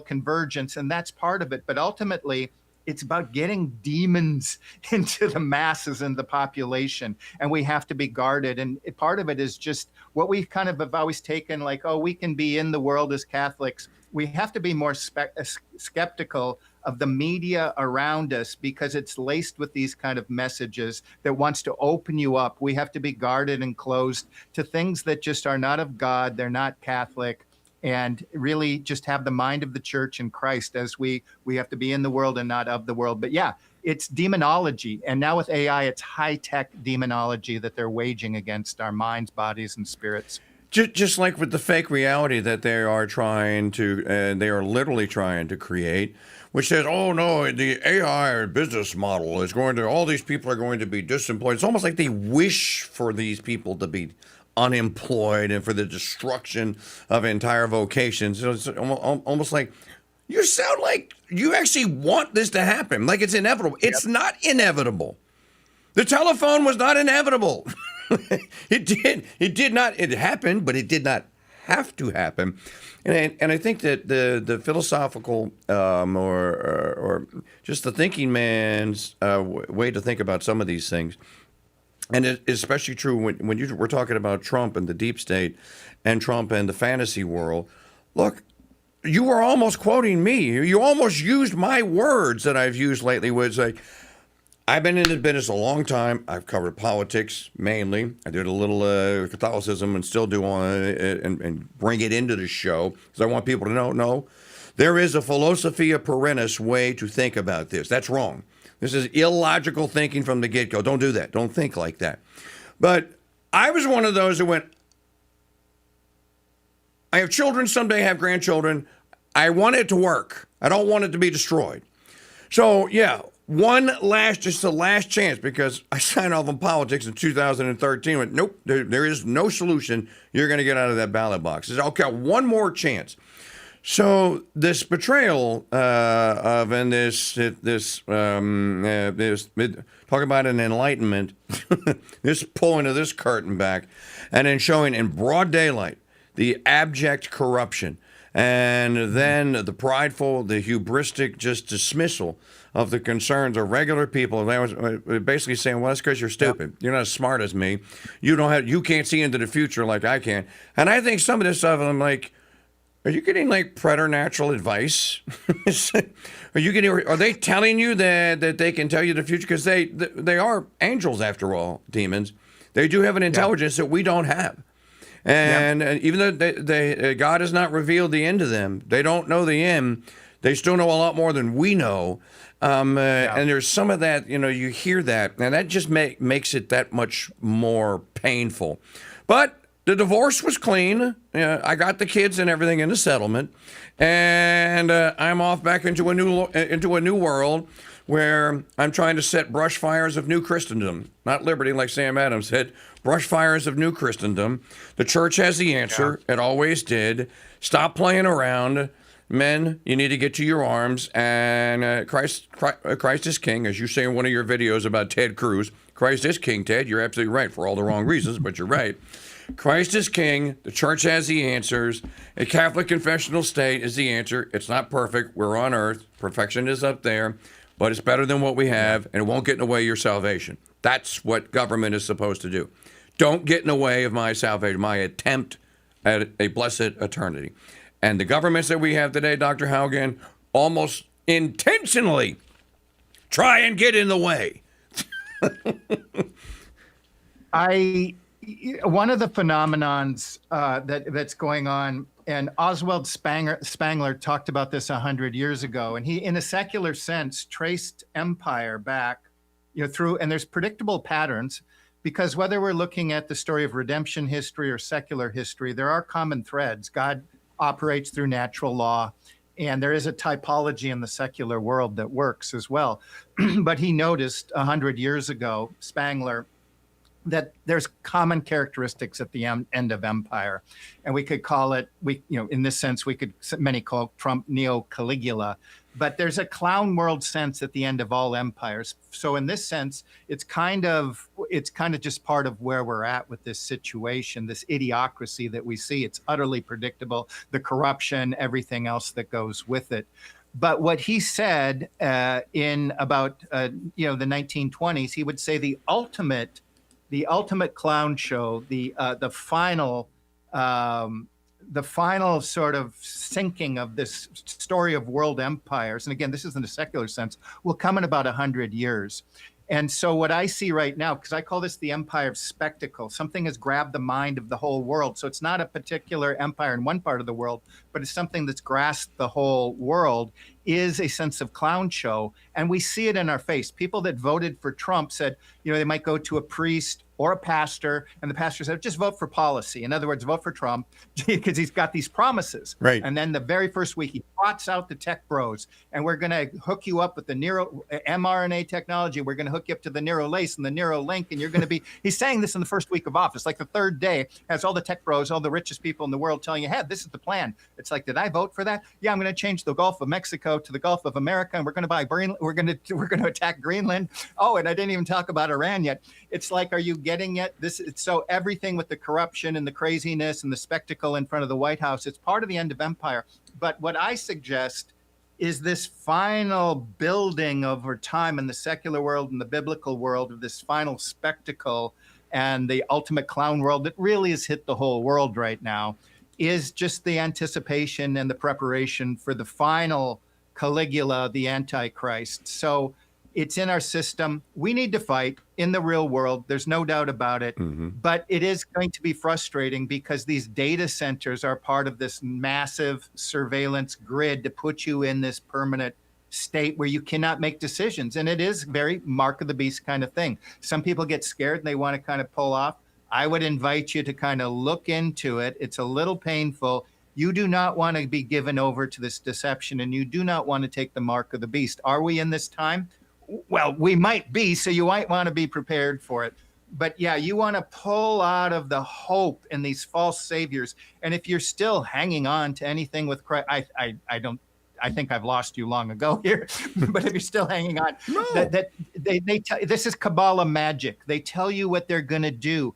And in metaphysical terms, if you know that someone's sinning, if you know they lie, they cheat, they kill children, they eat children, and you're still rooting for them, you have to stand at the end of time in front of our Lord Jesus Christ, and you can't say, I didn't know, God. I just didn't know. You knew. I had my Bible. A delusion over what is real.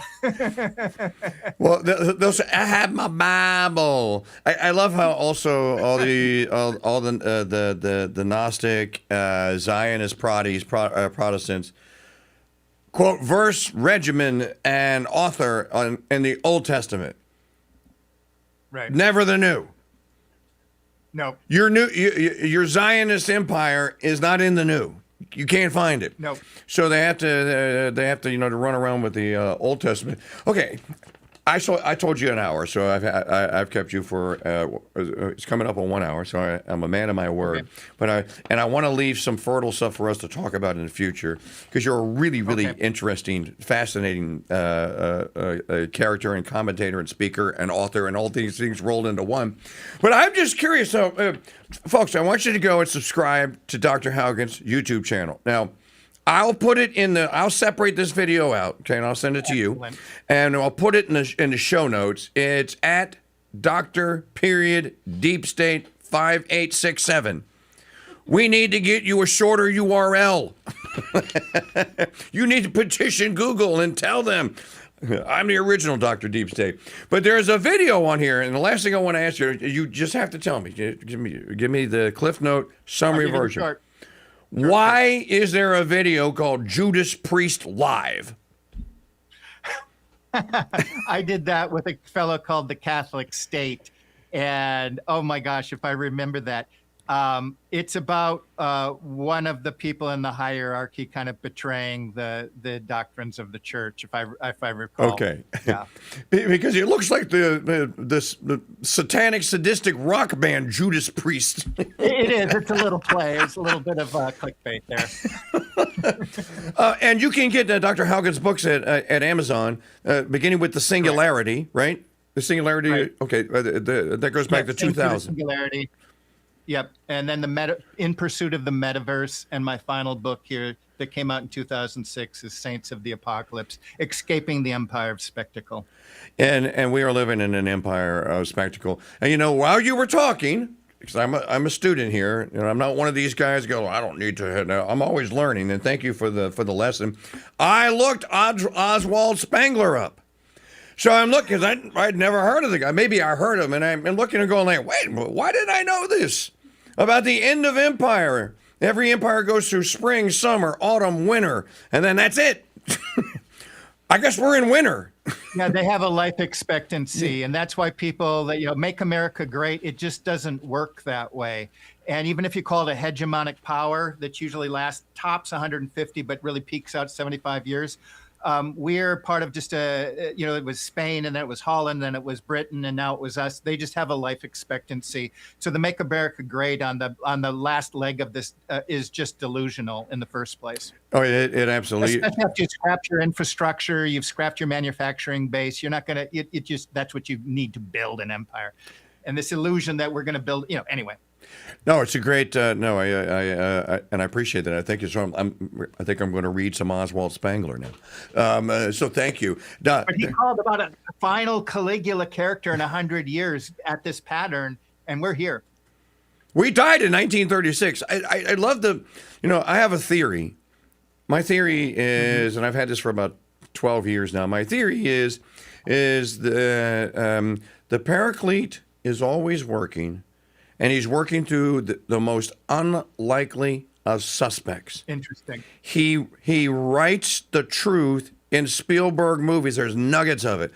And you go, the Paraclete, right there. The Holy Ghost got in that movie. Yeah. The Paraclete, for example, has worked through the avowed atheist, in Another World, or Ridley Scott. And the reboot of the Alien movies, the last one that Michael Fassbender was in, there's a scene at the end, and I was the first one to catch it, and then other people went and watched it and went like, dude, holy crap. Never would have thought about that the way that I'm like, that was the Paraclete got in there and just destroyed 30 years or 40 years of Scott's work in building no, man was created off world as a monster, and then one of the DNA monster things came here to Earth and mated with an amoeba, and billions and billions and billions seconds, billions of years later, and then it's us. But embedded in us is evil, is the alien. But there was a scene in that movie, and the Holy Ghost is always working through these people. He's always going like, oh, you think you're so smart? Watch this. I'm going to make your pen write that, and you're going to write that out. And you're going to tell people the truth. I think some of these guys are just out there, they just don't care anymore. It's just the original sin of pride and the original sin of being a tranny, basically, which is what Eve was tempted with. Oh, no, he doesn't want you to eat it because you'll transition to being a god like him, and he can't have that. The original sin is coming out, and I agree with you that the empire of spectacle, this is the empire of spectacle, and anyone that,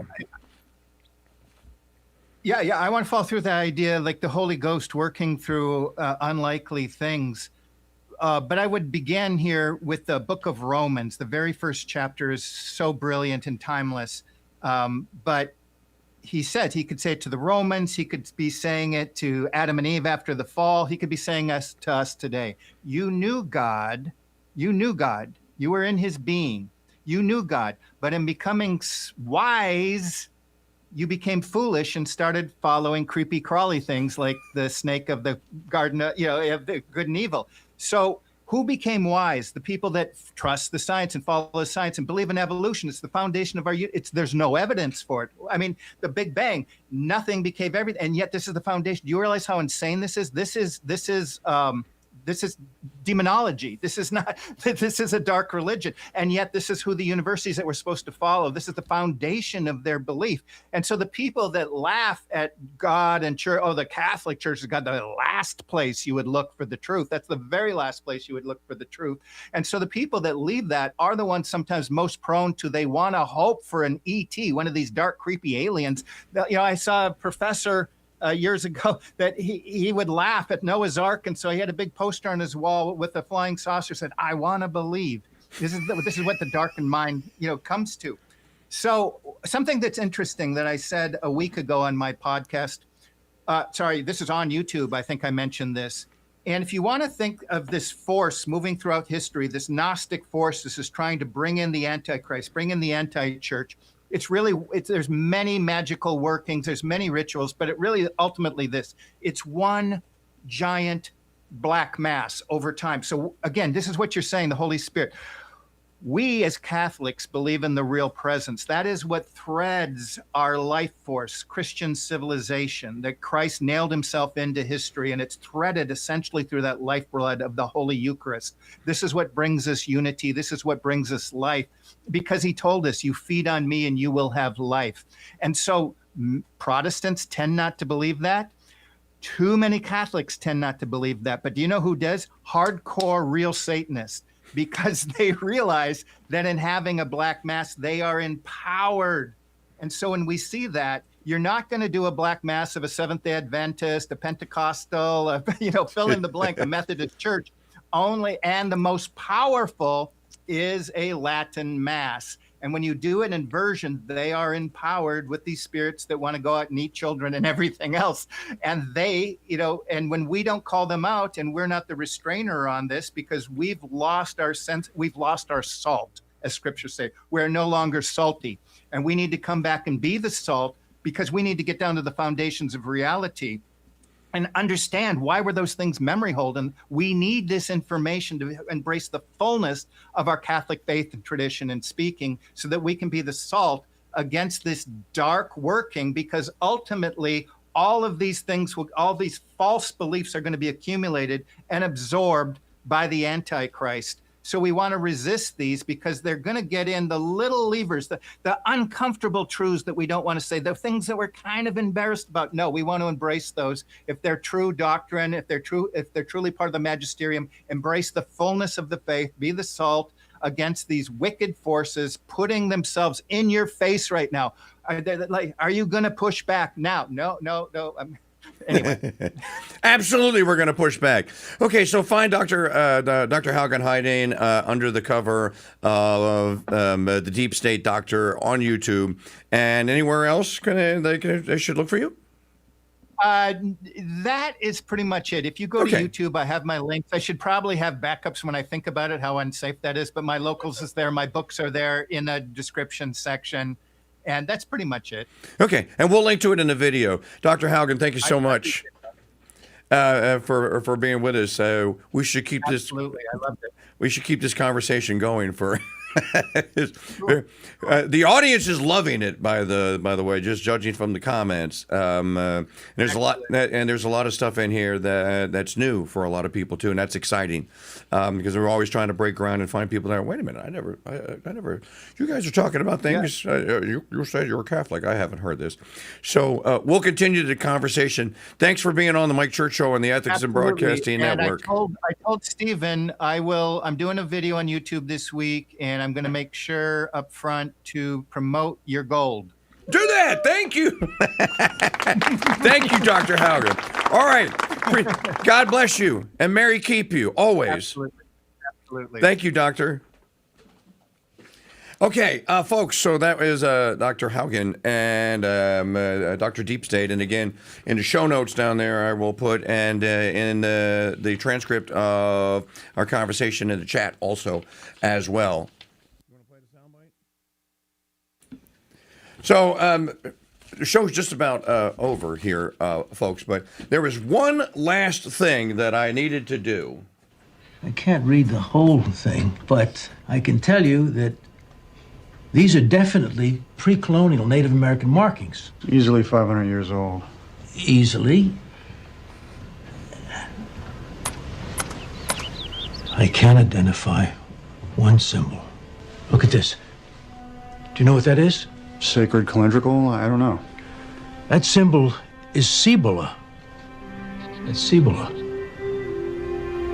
The city of gold. The city of gold. In 1527, a Spanish ship wrecked on the Florida coast. There were only 4 survivors. One was a slave named Esteban, who saved a local tribe's dying chief. As a reward, he was taken to their sacred city, a city built from solid gold. Later, when Esteban tried to find the city again, he never could.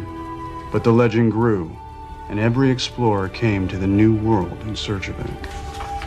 When General Custer's search for gold ended with his last stand at Little Bighorn, it became clear none would ever find it. Ben, can you imagine if the Confederates got their hands on the city of gold? My God. Yes, I can imagine the Confederates getting a hold of the city of gold. Can you imagine the Confederates getting a hold of the city of gold? What do you mean, the Confederates? I said this earlier. Dr. Haugen was a very gracious guest, and it was great to have him on. It's great to get such a new and fresh philosophical and well-researched and read perspective on things. So we'll separate that video out and we'll put it up so that anyone that wants to watch it can watch it back in real time. It is a Tuesday here. This portion of the program has been brought to you by the Dude Gear Store. Shop with us today at shop.mikechurch.com. You still can get a Father's Day shopping list accomplished, bought, and I will get it to the post office and shipped out today. But you need to go and shop right now at shop.mikechurch.com. At shop.mikechurch.com. Yeah, there's so many things that are on the Father's Day list, but we got a great deal going. Buy 2 bags of coffee. Golly! 2 bags of coffee, and I will give you, Dad, a bottle of Beast and Butt Rub. Free O charge, don't cost nothing. 0.0. Plus free shipping on orders over $70. So great Father's Day shopping experience there. We have your great books. We have my Manchipia Maria cigars. Dad needs one of those. He needs an apron. He needs a Cooking with the KingDude apron. He needs all that. He needs a Mike Church Show commemorative 35-year anniversary T-shirt. He needs all of that. He needs a dude number. What happened to all my dudes? So get your dude number and all that. Shop for Dad at for Father's Day at shop.mikechurch.com. All right, you people on the Census Fidelium chat, I'm trying to give you a ticket. I'm trying to get one of you on, which is why I played the soundbite during the course of the program, but you people just aren't fast enough on the fingers. Either that or you don't have phones. Do Census Fidelium viewers not have phones? Do you not want me to give you $52,000, me and Steve to give you $52,000 worth of gold? So we'll try again tomorrow, but for today, we're taking caller number 4. Caller number 4. And I'm sorry, caller number 5. We're taking caller number 5 to win a pound of gold and a free Golden Truth ticket. Who is caller number 5? Dude, 1313, Jeff Johnson. Now, you see, you see, we're trying to work other people into the contest, knowing that Jeff and Jacqueline and the Dolans and I keep waiting for Schaefer to beat you. As a matter of fact, I can't believe that you actually bested him. And our other wonderful longtime listeners are all going to win. Like somebody said, you should just RSTLN those guys and just give them tickets and give other people a chance to win. I'm like, what's the fun in that? You have to make them. You have to make them call. And I never call. No, you. I mean, he's the only caller. He's the only one that has the phone number memorized. Speed dial. Well, it's on my speed dial, exactly. Okay, so... hey, I would love to break bread with you today.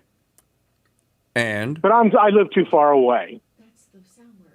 Oh, bread, yes! He's got the secret soundbite of the day embedded in a video. It's bread. You get two, not one, but two Golden Truth tickets. So Jeff Johnson, dude number 1310, right? 1313. 1313 is our big winner today. Well, Jeff, are you going to bury the gold under the greenhouse in your new home? Actually, if I win it, I'm going to sell two, and that will buy my off-grid solar for me. And so, because I'll be building up there as soon as I close on my house down here, so up in Maine. So, yeah, no, and the rest of it, maybe I will bury it up there in the hinterlands of Maine. Who knows? Well, good luck to you. Thanks for playing the Golden Truth Ticket on air game. And congratulations, buddy. Thank you. You have a great day. All right. I'll talk to you again soon. Okay. Thank you very much. Your chance to win my gold comes tomorrow at 6:30 a.m. when I play the Golden Truth Ticket soundbite of the day. Be the appropriate number caller later in the day, just like Jeff Johnson was, and I'm going to give you at least one ticket. Details on how to win a second ticket online at winapoundofgold.com. I want to thank all of you for listening and watching. Thanks to Dr. Haugen for being our great guest today. Thanks for all of you. You know, you can win a pound of gold by going and buying a ticket and then becoming an affiliate. You don't have to do anything to become an affiliate. When you buy your ticket, you are automatically signed up. Now, you don't have to do anything with it, but you can, and that is use your custom affiliate link. It is on winapoundofgold.com. Click the affiliate tab. That will open up a new window. Your unique affiliate link will be down there. But if you're not happy with that and you want some other fancy schmancy link that has your name in it, type it into the custom link box, and then the affiliate program will generate a new link for you. Send that to everyone you know and tell them you're playing this game. You'd like to be crowned affiliate champion. And in order to do that, you want them to win a pound of gold too. And hopefully they'll go and buy a ticket using your link. Sell 10 tickets, you get one free one. Sell 20 tickets and you get a second free one. And then you get promoted to the next level of affiliate, which will give you a 20% commission on every ticket sold. Now you only have to sell 5 to get another free Golden Truth ticket. So play the Golden Truth ticket game at winapoundofgold.com. Tell everybody you know. Won't it be the greatest thing to celebrate on July the 2nd that me and Steve Cunningham and all of you got together and we sold those 10,000 tickets and then awarded that gold to one of you. Second place is a pound of silver. That's not a shabby prize. So, second place is a pound of silver. Third place is the rare bourbon and mixers basket. Fourth place is a $500 gift certificate to the Ammo Depot. And fifth place is Steve Cunningham and Census Fidelium are donating gift cards. And if we get to the 10,000 tickets, Steve says he is going to buy diapers for some needy couple out there or woman for a year. So it's a great contest, and you can pay your ticket forward to any charity you want. Doesn't matter who it is or what it is. So you're like, I don't want the gold. I don't want to do. Do you want to make an attempt? Like, do you want to help the sisters build their convent at the St. Benedict Center? Buy them 10 tickets. Pay it forward, and they're on I think they're on the list. In any event, it's a great game, and we hope that many, many more of you today will choose to play it. And then we'll get some momentum going and start getting really excited about the possibility of actually getting to that 10,000 tickets sold. Just to give you a clue, last year we sold 2,342. So it would be nothing short of a miracle. And Steve has a novena going to St. Rita right now for it. We've been praying that alongside him. So you have a choice in what to listen to and what to watch. And you can play the Golden Truth Ticket game as a bonus here on the Mike Church Show. Thanks for listening and watching. If news breaks out today, we will break in. Podcast is going to be on podcast@mikechurch.com. You need a Dude Nation Metal membership. in order to access the podcast of this show. And there are 11 years of podcast at podcast.mikechurch.com. But you got to be a member. Go sign up today. Costs $10 a month to start. Go to mikechurch.com/dude. mikechurch.com/join. God bless you and Mary keep you. See you tomorrow. He's got the truth on his side. The liberals can run, but they'll never hide. He's a friend of Mr. Madison as he fights all leftisms. He supports our troops over there, stands up to the kooks from care. He's the KingDude of the nation of Dude. Red, white, and Dude Nation.